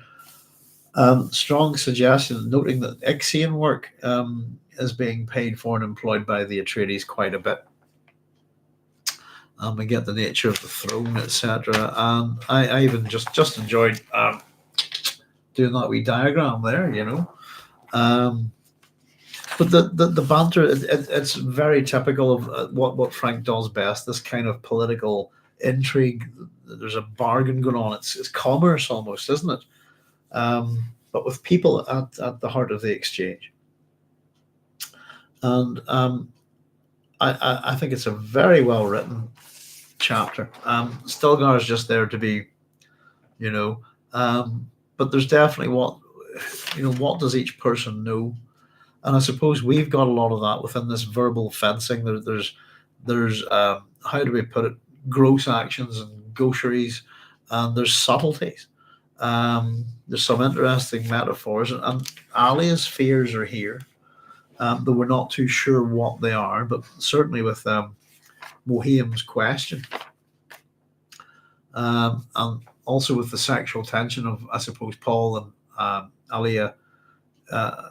Way back at whenever she was practicing against the fighting machine, that he was oblivious to. He's not oblivious to it anymore, if you like. And again, I don't think either Paul or Ali would be too particularly happy with that. But yeah, there's a lot of the setup of the tragedy coming here in this chapter, I think. Contradictions with the Bene Gesserit as well. The Atreides genes are paramount, are they? Oh, if they don't buy the throne, and especially with because I suppose we've mentioned probably at one point how Game of Thrones is a big Dune ripoff. It rips off other things too, but everybody in Dune is out for the throne. The Kwisatz Haderach is to be seated on the throne while the Bene Gesserit stand behind it and wield it, if you like, But But emotionally, I think it's a very interesting chapter. I just scribbled down here just some of the key words that we got with Mohiam, for example, in this chapter in relation to the Bene Gesserit. We're shook, being shook and shuddering, and etc., etc. But we've also got vanity and pride, ambivalence and inadequacy, and the little triple of sperm, ovum, and psyche. I think was quite good. With Paul, we get demonstrations of his callousness and his magnanimity. Sorry, magnanimity. It's a tricky one, isn't it? We also get a real sense of his sorrow and his compassion, and he's being estranged. I think, and particularly everybody being strangers here. These are amongst the people who are closest to him, I suppose. Bar Chani and Irulan, really, and his mother at this point. Strangers, and I also starting to get the real sense that Chani is doomed. And I've got other little things. I put an artificial insemination. Bene Gesserit aren't happy. Okay. Ali is an abomination, and then I've written down Paul knows, and I've put yes, tick. Does Alia? And I've gone yes. My own personal opinion, but as we go, I suppose, do they know? I suppose what I mean by that is, do they know what the outcome of this book is? That's kind of where I would go with that. There's Jason Rasmussen saying, "Eyes are the window to the soul." They are indeed. Major part of this, but I mean, I actually, just to show you, Jason, and they're probably quite crap looking, to be honest with you, but for my own benefit, I doodle in the eyes quite a bit whenever they're mentioned. I don't do it all the time because I just have them all over the place, but just kind of where I think they're kind of relevant. But we've been talking, one of the big things, there's our angry eyes, and then Mohiam shutting her eyes. But hands and eyes, agency and vision. Vision's a big theme of this book.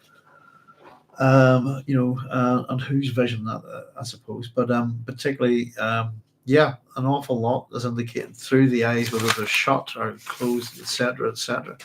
And it's one of Frank's little things. But hands as well. I would keep saying to people, whenever we're there's a restraining hand from Paul. Mohiam recognizes her own hand, her own agency, as I put it here.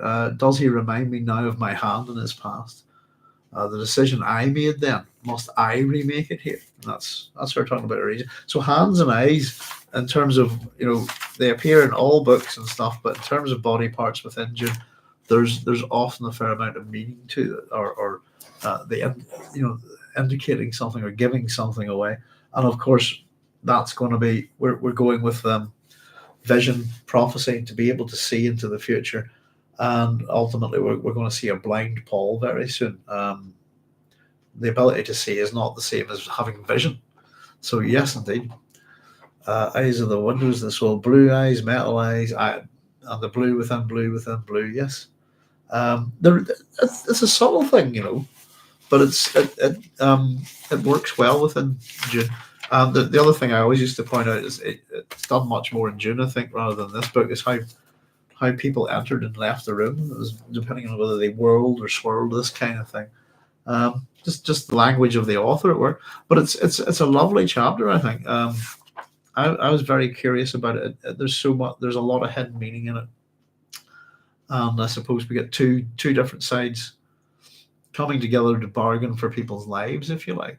One for the potential of a life to be created, possibly another Kwisatz Haderach that the Bene Gesserit could control. The other for Chani's life. And I also think it shows a little bit how I think we get to see the Bene Gesserit skills slip a fair bit, as they often do. Which I think is a good thing, that we get to see a much more human version of, we get to see more of the humanity of characters like Mohiam. And 12 years have passed. The suggestion is she's quite old. she's not going to be a super deadly ninja, in this situation. I think she's aware of her own inadequacies of age being upon her, and it makes Mohiam a much more sympathetic character. It makes Paul a much more sympathetic character in this as well. And I think this is the real doozy with Frank Herbert's work is if we look at the Frank Herbert's the Denis Villeneuve's film, where we get to see a much kind of a less kind of likable version of Paul before Dune, the story of Dune, is finished, if you like. We should be tricked into liking Paul in Dune. There are little clues, but nothing should be obvious. We shouldn't be able to walk away with it going, this guy's going to become a nut. If you know what I mean. At this point, where even we've gone past all Paul's genocidal 61 billion people slaughter. This is what Frank does so well, and I think what we talk about when it comes to reading the Dune series over and over again is why we end up liking these characters, even though their actions are kind of pretty horrific. We'll feel a lot of sympathy for Paul here. Probably we shouldn't, to be honest. Or I would imagine where my sympathy would be really directed would be towards Chani, and ultimately, it's funny that Chani and Ali, I do look at them both as tragic characters.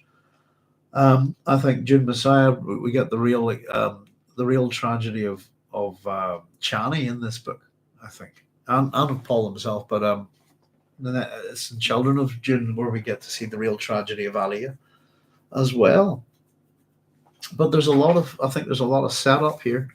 And it kind of brings Dune back down to earth in a funny way.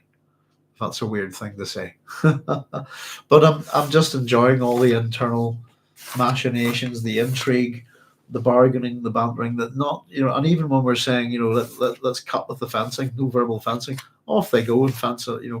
There's a fair amount of it, and just because you're not verbally fencing doesn't. We get to see the inner thoughts of these characters here, and they are fencing there.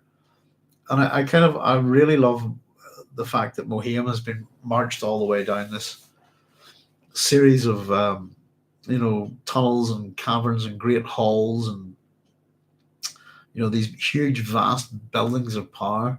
And whenever she's brought all the way up, the idea is that you're meant to be what I love about Mohiam in this is that you have time to be cowed, as we're told. Any tendency towards resentment will be squeezed out of you by the unbridled power which focused down upon your person, and that you ended up as a gnat. But the first thing she does in front of the immensity of Paul's throne, as he nods and is silent, is she goes on the attack. And it's almost like, fuck you, asshole. So the great Paul Atreides, and she's sarcastic as hell. And I love that about her, as much as I pointed out that looking into her own tarot card would suggest that maybe she's a bit afraid.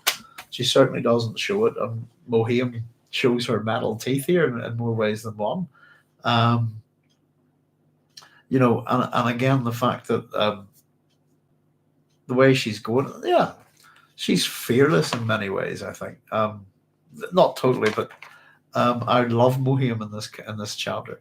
And to have her sort of kind of taken out quietly, silently, just off you go, make your call, that kind of thing. It doesn't give her a bad exit in that sense, but she's a great entrance here. And her first words are kind of up yours, asshole, kind of thing. It's sarcastic. What do you want? And this kind of thing, and you dare. She's a great character. I hated what they did with her in the film, by the way. Appalling. Which is a pity, because Charlotte Rampling's a pretty good actress, actually. And I think she could have played it differently. Let's catch up with your comments, folks, here. But that's another chapter done. We're doing well. Let me just see. We're at chapter. Yeah, we'll be going on to chapter 13. The next one will be, I've had a bellyful of the god and priest business. That's our quote there. I dare say, where are we? Let me see. 164. Yeah, we're definitely well past. We're through halfway of the book, I think. The other thing is, I'm going to be needing think I can get another possible one chapter in this notebook, and then I'm going to need another one. So we're doing quite well with these notes and stuff. And I think it's kind of nice that I can. Today's a good example of us being able to dig back and find something that we need. It may involve me flicking through a few pages and stuff, but it's kind of reasonably well organized, you know. Oh, let me catch my breath, folks. Let's see.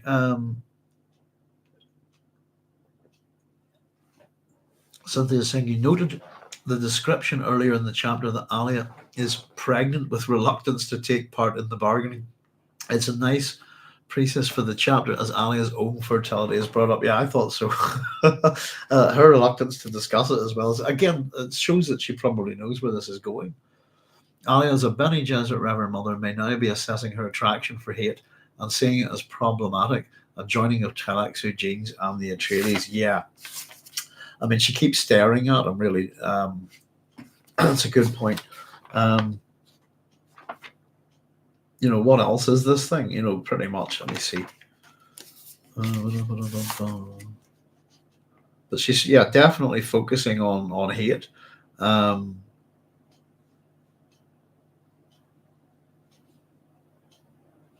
Yeah. Yeah, I think she's on guard from the start, pretty much. And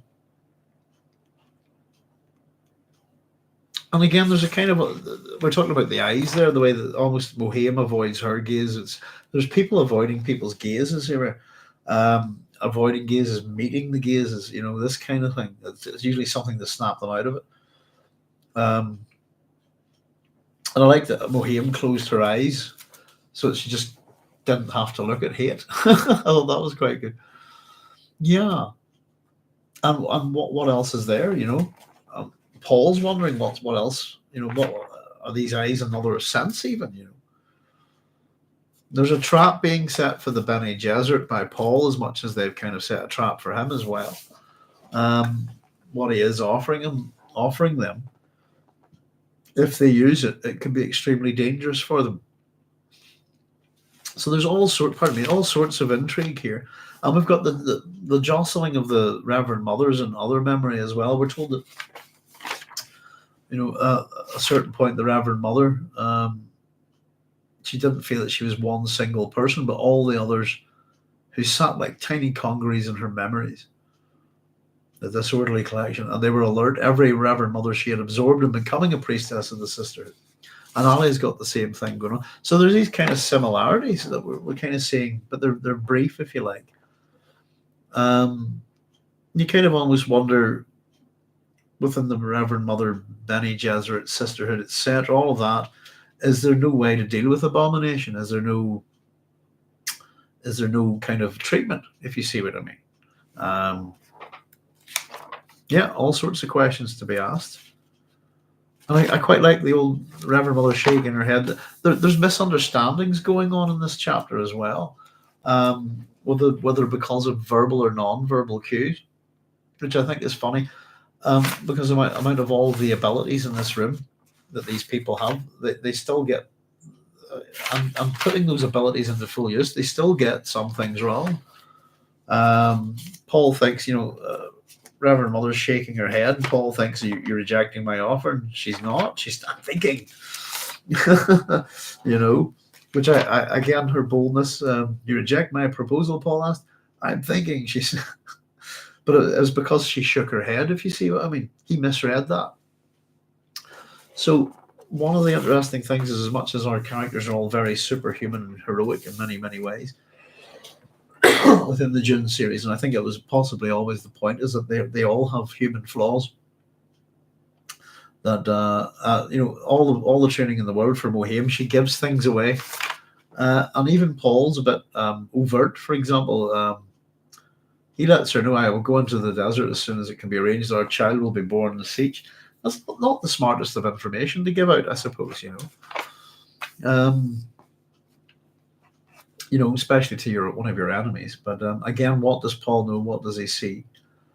And of course, how the chapter ends, as we were saying about vision and blindness, Paul's thoughts are that there are many degrees of sight and many degrees of blindness, and it's very true.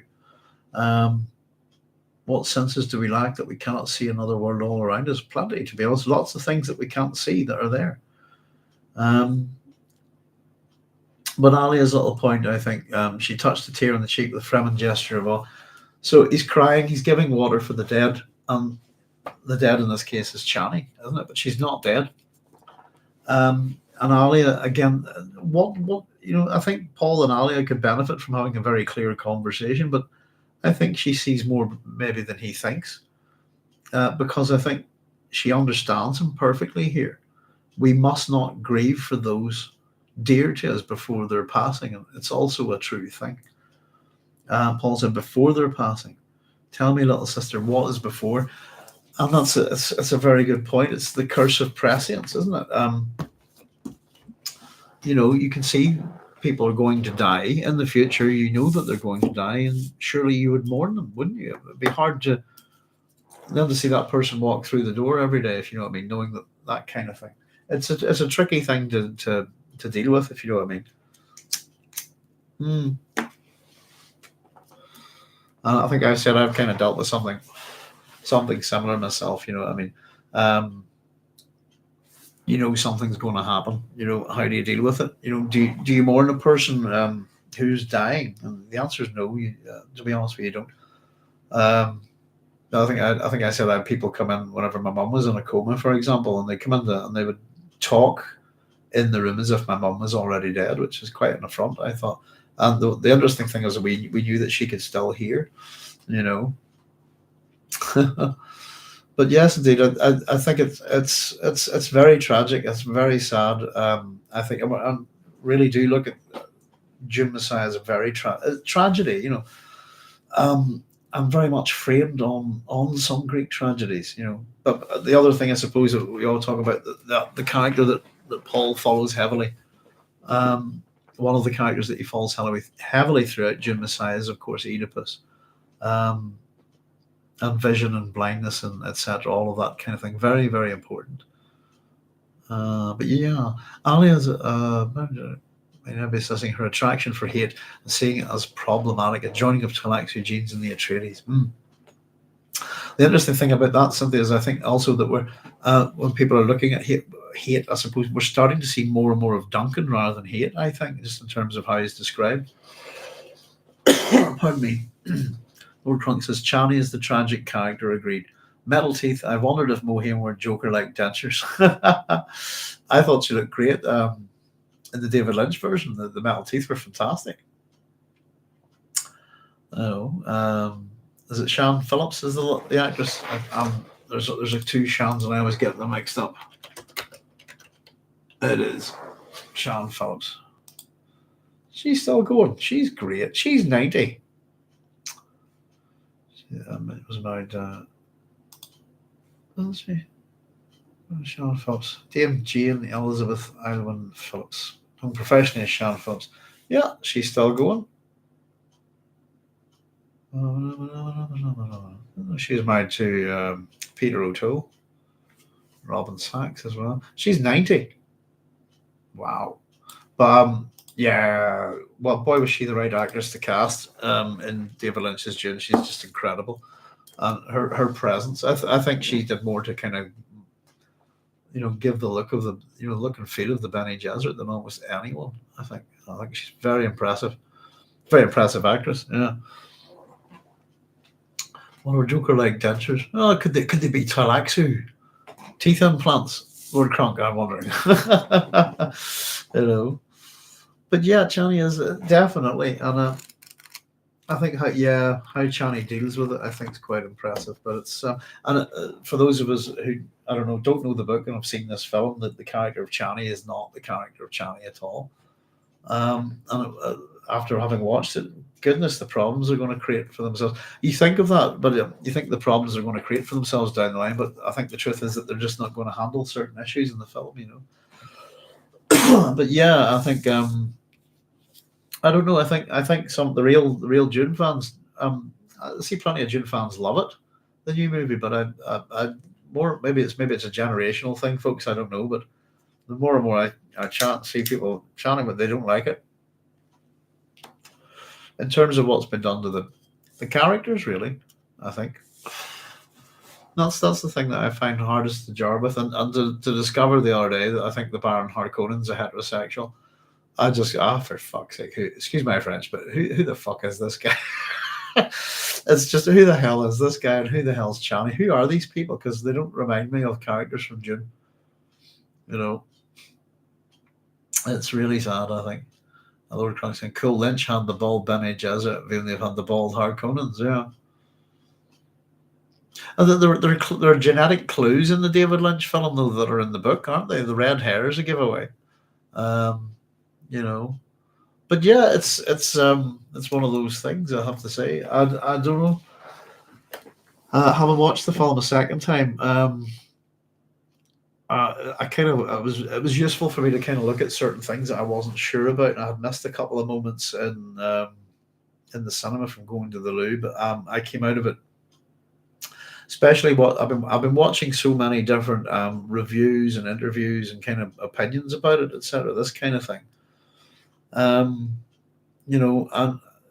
listening to what's kind of said from the film production, I don't believe a word that comes out of their mouths anymore.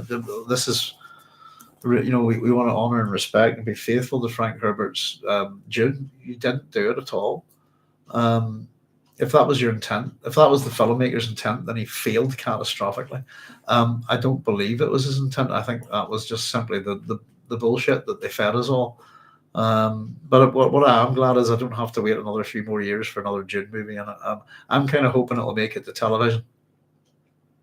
And something like Game of Thrones style TV would if Game of Thrones TV style, that kind of thing suited Game of Thrones because it was very similar to Dune. I think it allowed you to play out a lot of the political aspects and the intrigue aspects, really delve into character and stuff like that. Then Dune should get on the TV. And someone should put a lot of money behind it. They should get David Lynch to direct it. There you go, the David Lynch Dune TV series. I think. I'm almost going to say this. Carlos said maybe they're setting up Chani as the villain in Dune 3. Kind of just didn't make any sense. Her huffy character clearing off at the end, and it doesn't really bode well for these two who are meant to be a great love story. This kind of thing. Yeah, I don't know. I just thought her character was appalling. And there's a lot to Chani that you could show on the screen, no problem. To show her out fighting and being a death commando, etc. If you want to show that side of her, she fights all the people that come to challenge Paul. That they don't even get near him. She's the one that they have to deal with first. So if you want to make her a strong female character in that sense, she already is. But yeah, there's a lot to Chani. She's a mother. She's the inheritor of Leah. She's a religious figure within the Fremen. Kind of upon the passing of Reverend Mother Ramallo and Jessica taking on the position of their Reverend Mother, she's kind of promoted in the religious rites. So she's a religious figure. She's a mother. She's Paul's other half in that sense, and has a major input in the marriage, and all of that. And you see, we've already seen how important Chani is in this book. There is an inversion of almost everything within the Dune series into Dune Messiah, and so if you perceive the female characters as being in the background, I would argue that as the series progresses, what happens is this, and that those characters come forward, and it's the men that are kind of there's a switch, if you like, and it shows a kind of logical progression, if you see what I mean, in the universe, particularly with the different schools of thought, the male only Bene Gesserit, the female only Bene Gesserit, all of these kind of things, and all the other cultures and what they're up to on the different planets, the Ixians and their technology of miniaturization and so on. Pardon me. And House for Chess that was mentioned as well, wasn't it? Which you catch in the Dune novel, or in the David Lynch film. Briefly mentions it in the Guild Navigator's speech, doesn't it? PQR chess, is he? There it is, fourth planet of Eridani A, classed with X as supreme in machine culture, noted for miniaturization for a detailed study of how Riches and X escaped the more severe effects of the Butlerian Jihad. See The Last Jihad by Sumer and Cowton. So, couple of societies that get away with all sorts by the looks of it. Excuse me. Lord Crunk says they took Jamas's vocal opposition to Paul Jessica's prophecy and strapped it on to Chani. Yeah, Lord, I agree. Yeah, I think they kind of did. The other thing that really jarred was with how Chani behaved towards Stilgar was not that far off how Jamas had behaved. If you got the sense that I got the sense anyway that if we went by the book culture, Chani in the film would is challenging Stilgar's authority and would have to be dealt with if she kept it up. If you see what I mean. Yeah, Chani's character just sort of kind of kicks over all sorts of things in the film, doesn't she? But it's a very badly written character, and the more and more I look at the film, there's aspects of dialogue and etc. that are okay, but the more and more I look at it, the more and more I think it's a really badly written film, and where I don't know how to put it. The characters are just awful. Leto's nothing. Let's see if we can go through it. Leto isn't like Leto at all. But the general kind of thing is to kind of portray him as a good guy, if you like, as a nice father. He's not. Jessica's a bit barky, a bit too snobby, a bit too aggressive, a bit too unsure of herself, a bit too wobbly, slightly almost insane, I thought. Paul's diminished, but is close to Paul. Chani's nothing like Chani at all. Stilgar's comic relief. Jason Momoa as Duncan Idaho's badly cast, and his character's not really, who else have we got? Gurney Halleck's character's okay, I thought, but the writing in the film, again, rubbish. You've got a character with an arc. His family have been killed by the Beast Raban, blah, blah, blah. And when he got his revenge, he couldn't even be bothered to mention it in the film.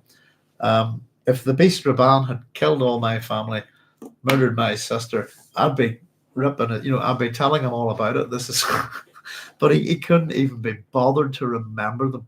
I thought it was pathetic. And to me, the biggest affront, I think, in Dune is the Baron. The Baron's just pathetic. Just what the hell is that?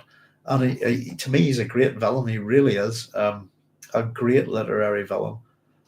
Every negative aspect of his character has been removed except for his obesity, as far as I can tell. And they've given him a penchant for violence, which he doesn't do in the book. He doesn't kill anyone by his own hand. And to be honest with you, you see the Harkonnens, any royal family that just went around slitting the throats of their staff at random, they wouldn't wake up in the morning. It's as simple as that. You can only murder so many people and get before your people will turn on you, whether they think you're a hero in the gladiatorial ring or not. Excuse me. Carlos saying each faction chose a different path of evolution. Yeah, that's why I go with it as being the biggest theme of the Dune series, and we get to see. I suppose the Dune series begins with the arrival of a particular path of evolution, but there are others going on. And each school, you're absolutely right. Even the Mentats, as much as we don't really mention how, like our Mentats bred, for example. How does breeding go around in general within the universe? I suppose it's mostly just men and women interacting the way that they've always done, but there are different schools. What is a school in Dune? Is possibly it's an organization that occupies generally several planets. For example, in the case of the Bene Gesserit and the Bene Twi'leks, that they're powerful things. You almost get the sense that the house is a planetary thing. Lord Crux says, I saw it. Book Chani would have taken out movie Chani. Chris Knife. I don't know. The other thing I'll tell you, I noticed actually watching the film again, is that the amount of times that Fremen don't have blue eyes is ridiculous, and that Chani's eyes are as brown as they're often blue as they are blue. I was just paying attention to that and thought, oh, in fact, it's pretty hard to get the sense sometimes that the Fremen have blue eyes. Hmm. But yeah, I'm appalled by the film. I know it's a big spectacle, and I think a lot of people like it, but the word character assassination comes to mind, really, in more ways than one. And I think what's been done to the Dune story is en masse character assassination by woke Hollywood, and it's just ridiculous. It is laughable in some cases, particularly at Keynes' character. I think that's laughable and risible. Um, but I think the Dune movie. This is the first version of Dune that's gutted the heart and soul out of the book, and just let's produce whatever action we can find on the book, and we'll gut out the bare bones of it. We'll not try to say anything intelligent. We'll assume that the audience is too stupid for this. I think is almost a part of it. It's one of those comments about Dune, if you know what I mean, that Dune's meant to be a smart book, this kind of thing, or it's difficult to read.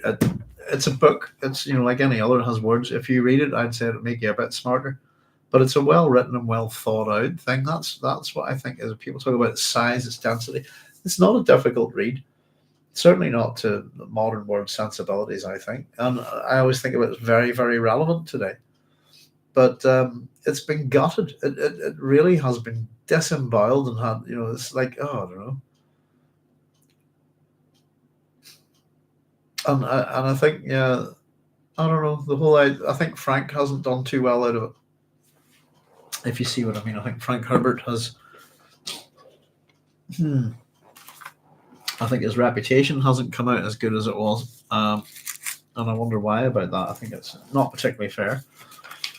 Brad Rose says the Baron is based on the unmade movie of Jodorowsky's when he hired MB to play the Baron.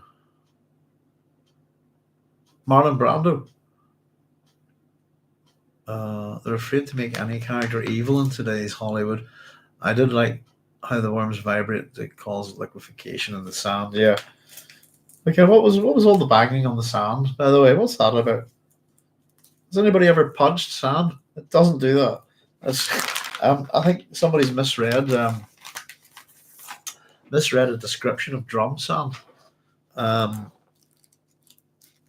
from Dune, and I think they've turned it into a wee bang effect. Why does a Fremen need a thumper if they can just punch the ground? There's a lot of things that don't make any sense. I have to say. Yeah, I have to. You have to wonder, Brad, about whether if Jodorowsky's Dune ever got made. I mean, I've listened to him, and I think he's a bit of a cabaret, what we would call a cabaret fruit and nut bar. And this guy, oh dear, he's a wheel short of a unicycle, if you see what I mean. In my own humble opinion, but I think we would have got a very what the hell is this? It wouldn't have been. I think it wouldn't have looked anything like Dune at all. Who knows? I don't know. I still like the sensibilities of the Denis Villeneuve, or not the Denis Villeneuve, sorry, the David Lynch, Dune version. Brad saying, yep, yeah. Salvador Dali as the Emperor would have been good. That would have made more sense, I think. But yeah, Christopher Walken I thought was miscast as well. And I think it's just an attempt to kind of appease kind of some pop culture things. Christopher Walken's in that pop video for Weapons of Mass Destruction. It's all about Dune and the lyrics. Let's get him as the Emperor, And he's the wrong actor. He's the wrong age. He's far too old. I don't know. Fade was okay. The actor that played Fade was okay in the film. And the actress that played Margot Fenring was quite good. But again, we didn't see Hazimir Fenring at all. And just stuff that's left out, and I don't know, whole message is gone, whole theme's gone. It's just a war film, I think. and don't trust messiahs, this kind of thing. And Chani very much as the Chani, for someone who's meant to be about the same age as Paul, is incredibly clued up upon the lack of mystery of religion, if you like. It's she's almost got my knowledge on that kind of thing, and it would have took her years and years to build up. Trust me on this one. So I don't know. She's what's the term? Is it she's on? Is it a Mary Sue? Have I got that right? Yeah, that's the one I'm thinking on. It's like someone's just rewritten her to make her super and amazing, and he's not a squirrel shit. Very good. Oh, I've got loads of those, but yeah. I was like one with short of a unicycle. I think that's quite a good one, but not so hazelnuts because Cadbury's make them and they cover them in chocolate. Nutty as a fruit bar and fruity as a nut. Isn't that it? Goodness, those are very old sayings. That's that. I heard things like that in the 70s. But there we go. For those of us who've seen the film, I hope you're not too disappointed in it. But I know a few of you haven't. But it's if you love Frank Herbert's Dune as much as I do, and I'm sure as much as a lot of you do, I don't think you'll be too happy with it. I said that a number of the YouTube commentators on it seem to be quite delighted. And the one thing I thought is that people who talk about the importance of lore and stuff, not that I pay too much attention to things, but where they're bothered about it in other properties, they don't seem to be. Nobody seems to be too bothered about Dune being hacked to bits like this,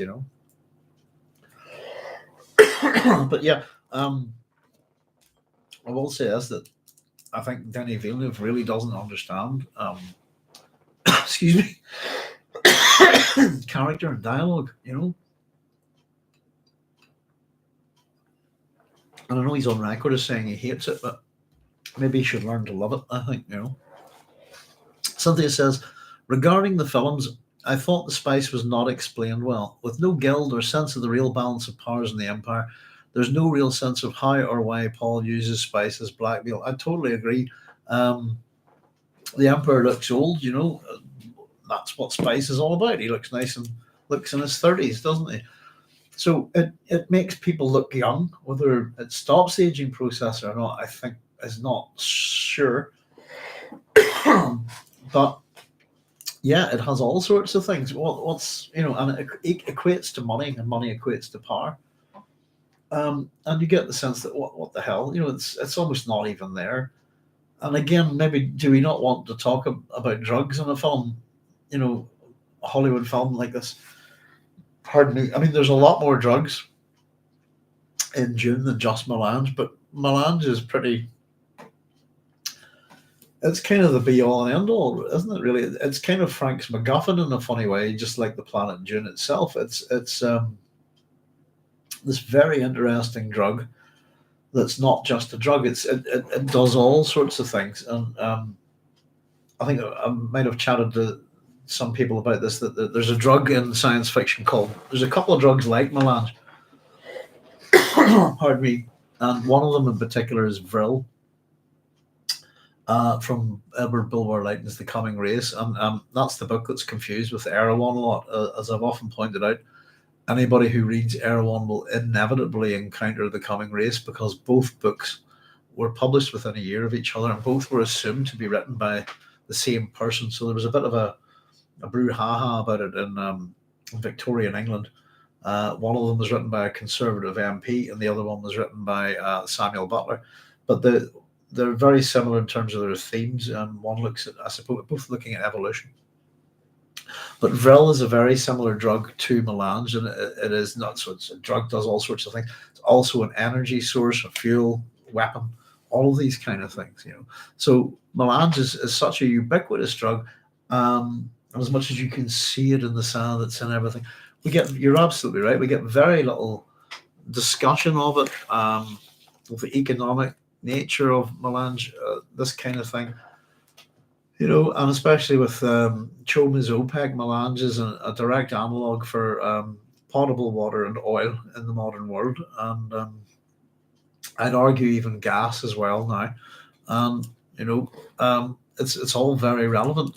We've got hydraulic despotism in Europe from Russia, and we've got it in the Middle East at the minute as well. Things that control the thing. So that's the thing. How is this not relevant today? And I think the reasons for it being relevant are the same reasons why they would remove things from the film. It's not something Hollywood wants to talk about. Hollywood, I think, is uncomfortable around religion.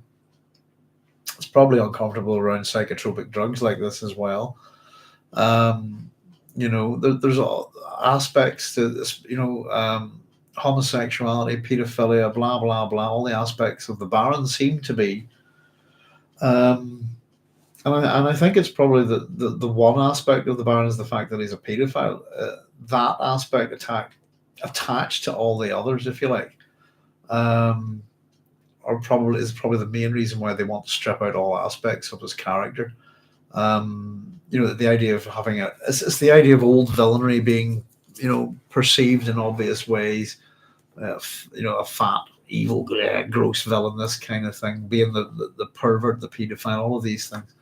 And we don't necessarily want to associate those with, for example, homosexuality in this day and age, that kind of thing, I think that's why the Baron's being defanged. He's a very unpalatable character to whatever this modern audience thing is. I don't know what that is. I always think people are just people, But yeah, virtually nothing of the spice. Its importance, its use, its use to each individual group. Its use as wealth and particularly the ecological nature of spice and how it's all tied into the life cycle of the worm and everything. It's really important. Big things in Dune, spice, melange. It's probably the first, prescience, the Kwisatz Haderach, spice, worms. There you go. But I think we would get spice in there as one of the key words. But yeah, I thought we got very little sense of the empire of the Landsraad, even of the Emperor's power and how that works, and in particular how Paul sorts out the end of the Dune, basically, because it's not just about a battle. It's about it's a political thing, but since it's got a political marriage, but how he deals with the Landsraad and the Emperor is a legal matter, isn't it? And I always thought that was interesting, because if we ever do get down to the end of book 6 and wonder where Frank was going with this, that I've often said that the overlay of the Atreides myth ends in all the way down, ends in a court case, if you like, and and if you read that play, for example, then it kind of is. It's actually an origin myth for Athenian democracy and Athenian law, for example. The kindly ones by Aeschylus. Libation bears the Aeschylus' tragedy. Sorry, hang on. There's a trilogy of plays known as the Oresteia. Paul is based on Orestes heavily, and the third of those. So they're called they're called the Agamemnon. Or sorry, they're called Agamemnon, Libation Bearers, and Eumenides. So the last one, Eumenides, is the name that the Furies end up with after they're transformed. It means the kindly ones, and they become the guardians of Athens, if you like. So ultimately, the kind of judicial response, if you like, in June, at the end of June, all the way down the books, where's this empire going? What's going to happen? I think it's a suggestion that's where Frank might have wanted to take it, which would kind of make sense with the myth, if you like, And the Landsraad just kind of there's a bunch of little dots in space at the end. You don't really get a sense of that. But the guild in particular, and even, I don't know, it really was just spectacle, wasn't it? And once you've looked at the shiny, and the spectacle is worn off, what you're left with is, I think, amazingly hollow. I think it's an awful, awful film. And as much as I love Dune, and I've kind of stuck with it all this way and really followed it, and I've watched the two films back to back now, and I think it sucks. I really do. The real shame. There's a noodles barking in the garden, I think. The real shame is it could have been, I would put it this way: that if Denis Villeneuve had set out to do what he intended to do, he could have fitted all the relevant parts of the story into that movie, no problem. He could have been faithful as he wanted to be to Frank Herbert's book, which is, I think, what he's done, which is hardly at all. And I think he's had a strong tendency not to wish to do anything in his Dune movie that has appeared in either of the other versions of Dune.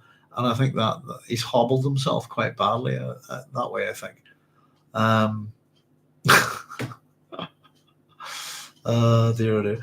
Carlos is saying it's because there are no pedophiles in Hollywood, only maps. Mine are attracted people. Oh, goodness sake. I've heard now was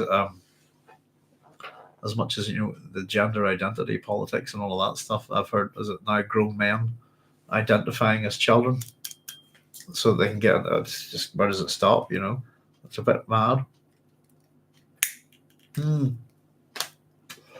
Hollywood's got a bit of a problem with that kind of stuff, hasn't it? But yeah, it's interesting, and I suppose that breaks down to some of Frank Herbert's attitudes to homosexuality. But the Baron, there's a list of things that the Baron is. And do you know something? I actually scribbled it down. I wonder if I could find it. Whenever the Baron was killed, and oddly enough, Fade's genes aren't directly the Baron's, are they? It's Jessica's his daughter. Fade's the Baron's brother's son. Fade's his nephew, isn't he? It was about the qualities, but what we've just read in this chapter about Atreides' genes and so on. Can we argue that really are they Harkonnen genes with the mother, I suppose? But I wasn't thinking on is the bit where the Baron dies. I should be able to find that, and I listed all the qualities of the Baron. Bear with me a second. Must be in the last one. So if you think about it, particularly with the qualities in the Atreides that the Bene Gesserit are looking to breed, what are these qualities, But whenever the Baron snuffed it, I give him a page here, just on why I thought just his qualities. Shield of all breeds. Let me see. I can find it. Final chapter. No, he's already dead by that time, isn't he? Baron killed by Alia. Hang on.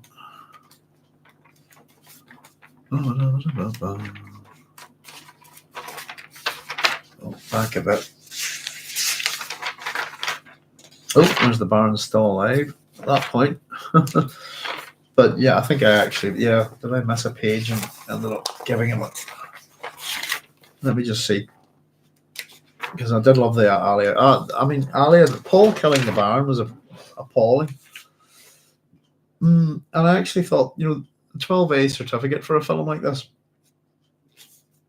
I thought some of the violence was pushing it a bit. And just because there's no blood, seeing people get knives shoved into their necks, I didn't think it was particularly 12A kind of stuff. But there you go.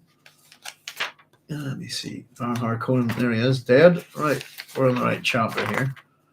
Oh no, I must have written it somewhere else. Killed by Alia. Let me just see. I definitely gave him a wee. I wonder if I fell in at the back or something. I just listed a whole bunch of his qualities. I can't see them, to be honest, right now. I thought it was in that chapter, but I'm pretty sure I've stuck it in 2 pages. But let's go with it. He's smart, articulate, he's cautious, he's daring, he's a planner, he's highly intelligent. He can control his own passions, as he demonstrates to Piter. The plan's kind of his. He's oh goodness. I had a big list of things. The negative aspects of his character, I suppose, is that he's fat, disabled, paedophile, homosexual, a bit vicious, if you like, but cold and calculating. He's an intellectual villain, and of course, he's a glutton as well. And often he goes by food, he does that kind of thing. But he's just so much, and to see him reduced to just to be fat. The bit where I've actually got to is that they weren't happy with all those aspects of his character. You go, fat, evil, intelligent, cunning, patient, pedophile, homosexual, predator, long-term thinker, cautious, bold. And I also put that he was probably the one person in the book that comes closest to being a baseline human being, if you see what I mean. Just a normal person. He's got no super abilities or particular training. Yet the things that the Baron does in the book are almost on a par with the Bene Gesserit's level of observation and astuteness, So at the end of the day, I'm wondering now that the only thing that they could have done left is, why didn't they just make him thin? And then the actor wouldn't have had to bother putting on a fat suit, and then you would have had something that doesn't look like the Baron at all. Question, how about the kid who identified as a cat, so they had to install a litter box in the back? You're kidding. Crazy. I'd identify that kid as having mental health problems.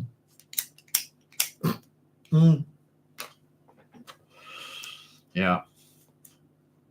It's interesting. Always remember, if anybody's ever seen Cross of Iron, was it some of the comments made by Sergeant Steiner in that story? It's a book as well. Was it? He says, take one uniform off and there's often one more underneath it, that kind of thing. But it's the interesting thing, as he says in it, is that a man is generally what he feels himself to be. I often wondered about that.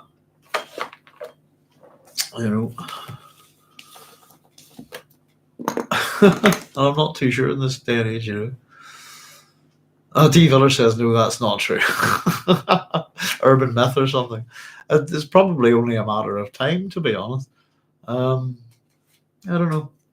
Keep the loonies off the grass is what we always used to say, but the loonies are all over the grass and they're mowing it these days.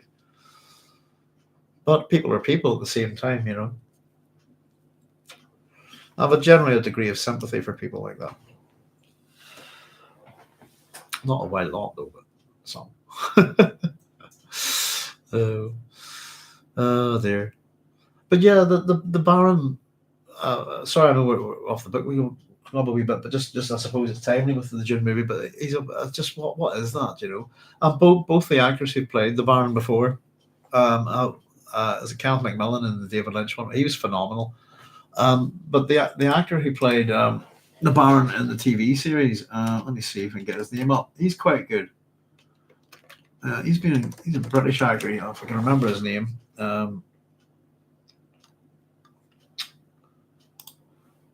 Because we don't really talk about him too much, actually.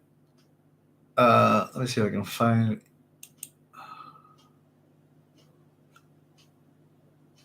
Ian McNeice. Yeah, he's still around today. Englishman who went up a hill and came down a mountain. Yes, Ventura.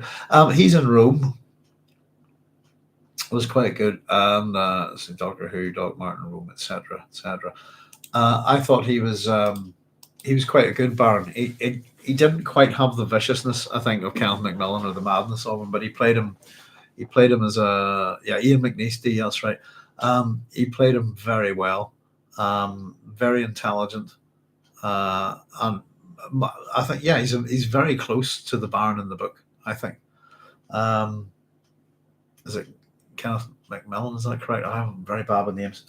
His Baron is totally over the top and fantastic, and still the Baron, in many ways. But if you could almost combine those two, I think you would have a good Baron. But this whole, it is an obvious kind of homage or something to Colonel Kurtz, to Marlon Brando and Apocalypse Now. I thought, there's a few things in the film, but yeah, I'm still getting my thoughts together on it, folks. But to me, it's what two words describe Denis Villeneuve's Dune? It's character assassination. That's it for me. It's awful.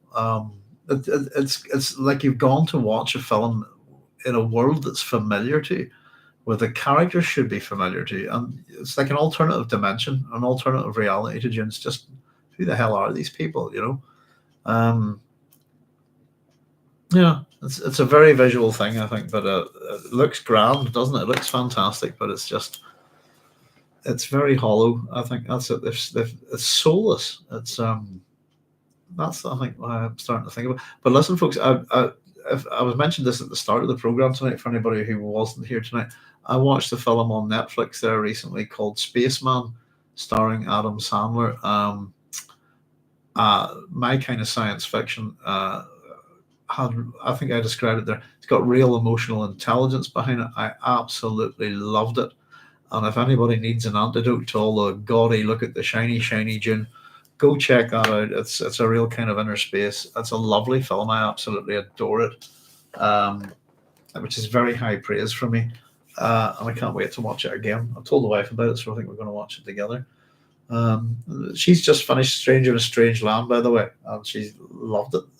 Something I think about outside of her normal reading. So we were having a wee chat about Heinlein and his books as well. Heinlein's Stranger in a Strange Land is one of the three books that kind of hit the counterculture in the universities in America in the 60s. They're Dune, Stranger in a Strange Land, and The Lord of the Rings.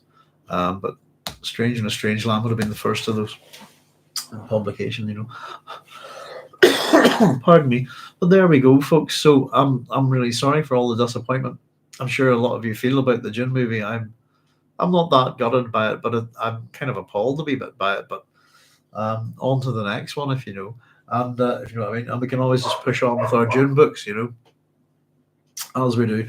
And the only good thing I can say about it really is this, that hopefully the movie will send people to the book, really, and they'll get a bit of a surprise at how badly they've been shortchanged and how little these characters match these characters in this book, you know. But yeah, I'm of the thought that, you know, I think Denis Villeneuve you've done Dune, you know, it's a jumping off point, isn't it? There's no need to do any more. Don't do any more harm, please. And a little bit of respect for Frank Herbert, I think, would have been nice. But I've heard quite a lot of, you know, always product of his times is the thing that's coming up, but without any context, he's a bit backward. He's homophobic. Sorry, this kind of stuff, and I don't really think it's true. And the things like this evolve within the Dune series. As much as we all evolve and grow in our lives, Frank Herbert grew and evolved as a writer too. You know, it's very difficult to say in a lifetime that man is one thing, static at that point in time. You know, it's people change and often do. There we go. But I love Dune the book. I love the David Lynch film. I love the Spice Diver edit, which is I think is fantastic. I love the miniseries. I do not love Denis Villeneuve's one, you know, but yeah, it's still a book that I quite enjoy returning to, and I'm still wondering about it all these years later. I don't know how many years I've put into it, but God, I actually do. I started doing all this in 2006, folks. So there you go. I'll be coming up to 20 years in a couple of years' time. If I'm still at this, if we're still probably be in 2 years' time, we'll probably be on God Emperor of Dune, hopefully. But if we're still at it in 2 years' time, I'll have put 20 years of my life into this book, which is too much, I think, you know. I will say this before I wrap up tonight. Frank really did want you to read these again and again. We've got comments of him saying so, and particularly, he really does. You know, I think within the denseness of the Dune novels, he really does want you to find things as you reread them, and I can put my hand up and say that's a no-brainer. It'll always happen. There's always something in these books, and as someone who's torn them apart, you know, and I'm doing so again. I'm finding all sorts of stuff, and it's teaching me all sorts of things. If we can just be bothered to get off our backsides and go look this kind of thing. And I was delighted today to say Azul Philic, which is hello in Tamazight. There you go. So first time in my life I spoke words in a Berber language. I think that's really cool. But there you go. It'll keep teaching us, hopefully, folks. And you know, and as always, thank you for your comments and support. It's much appreciated, and it really helps when we do this. You know, Carlos Casella saying I grok that. I grok you, Carlos, and I grok it in fullness. Discussing the word grok with my wife there as well. Lord Croc saying thank you, Doug. Thank you, Lord Croc.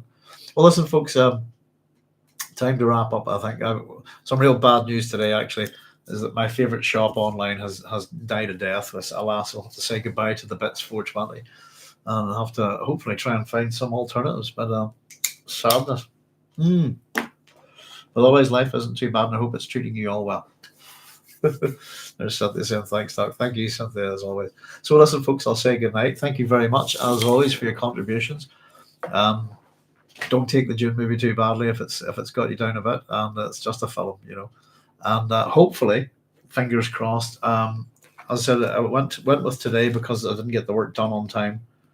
But I've got a real short chapter ahead, so we'll definitely see you on Thursday. Now, in fact, I've got a couple of short chapters ahead. So we'll see you on Thursday at 9 p.m. There'll be no problem getting that done on time. And in the meantime, I'll say all the very best to you.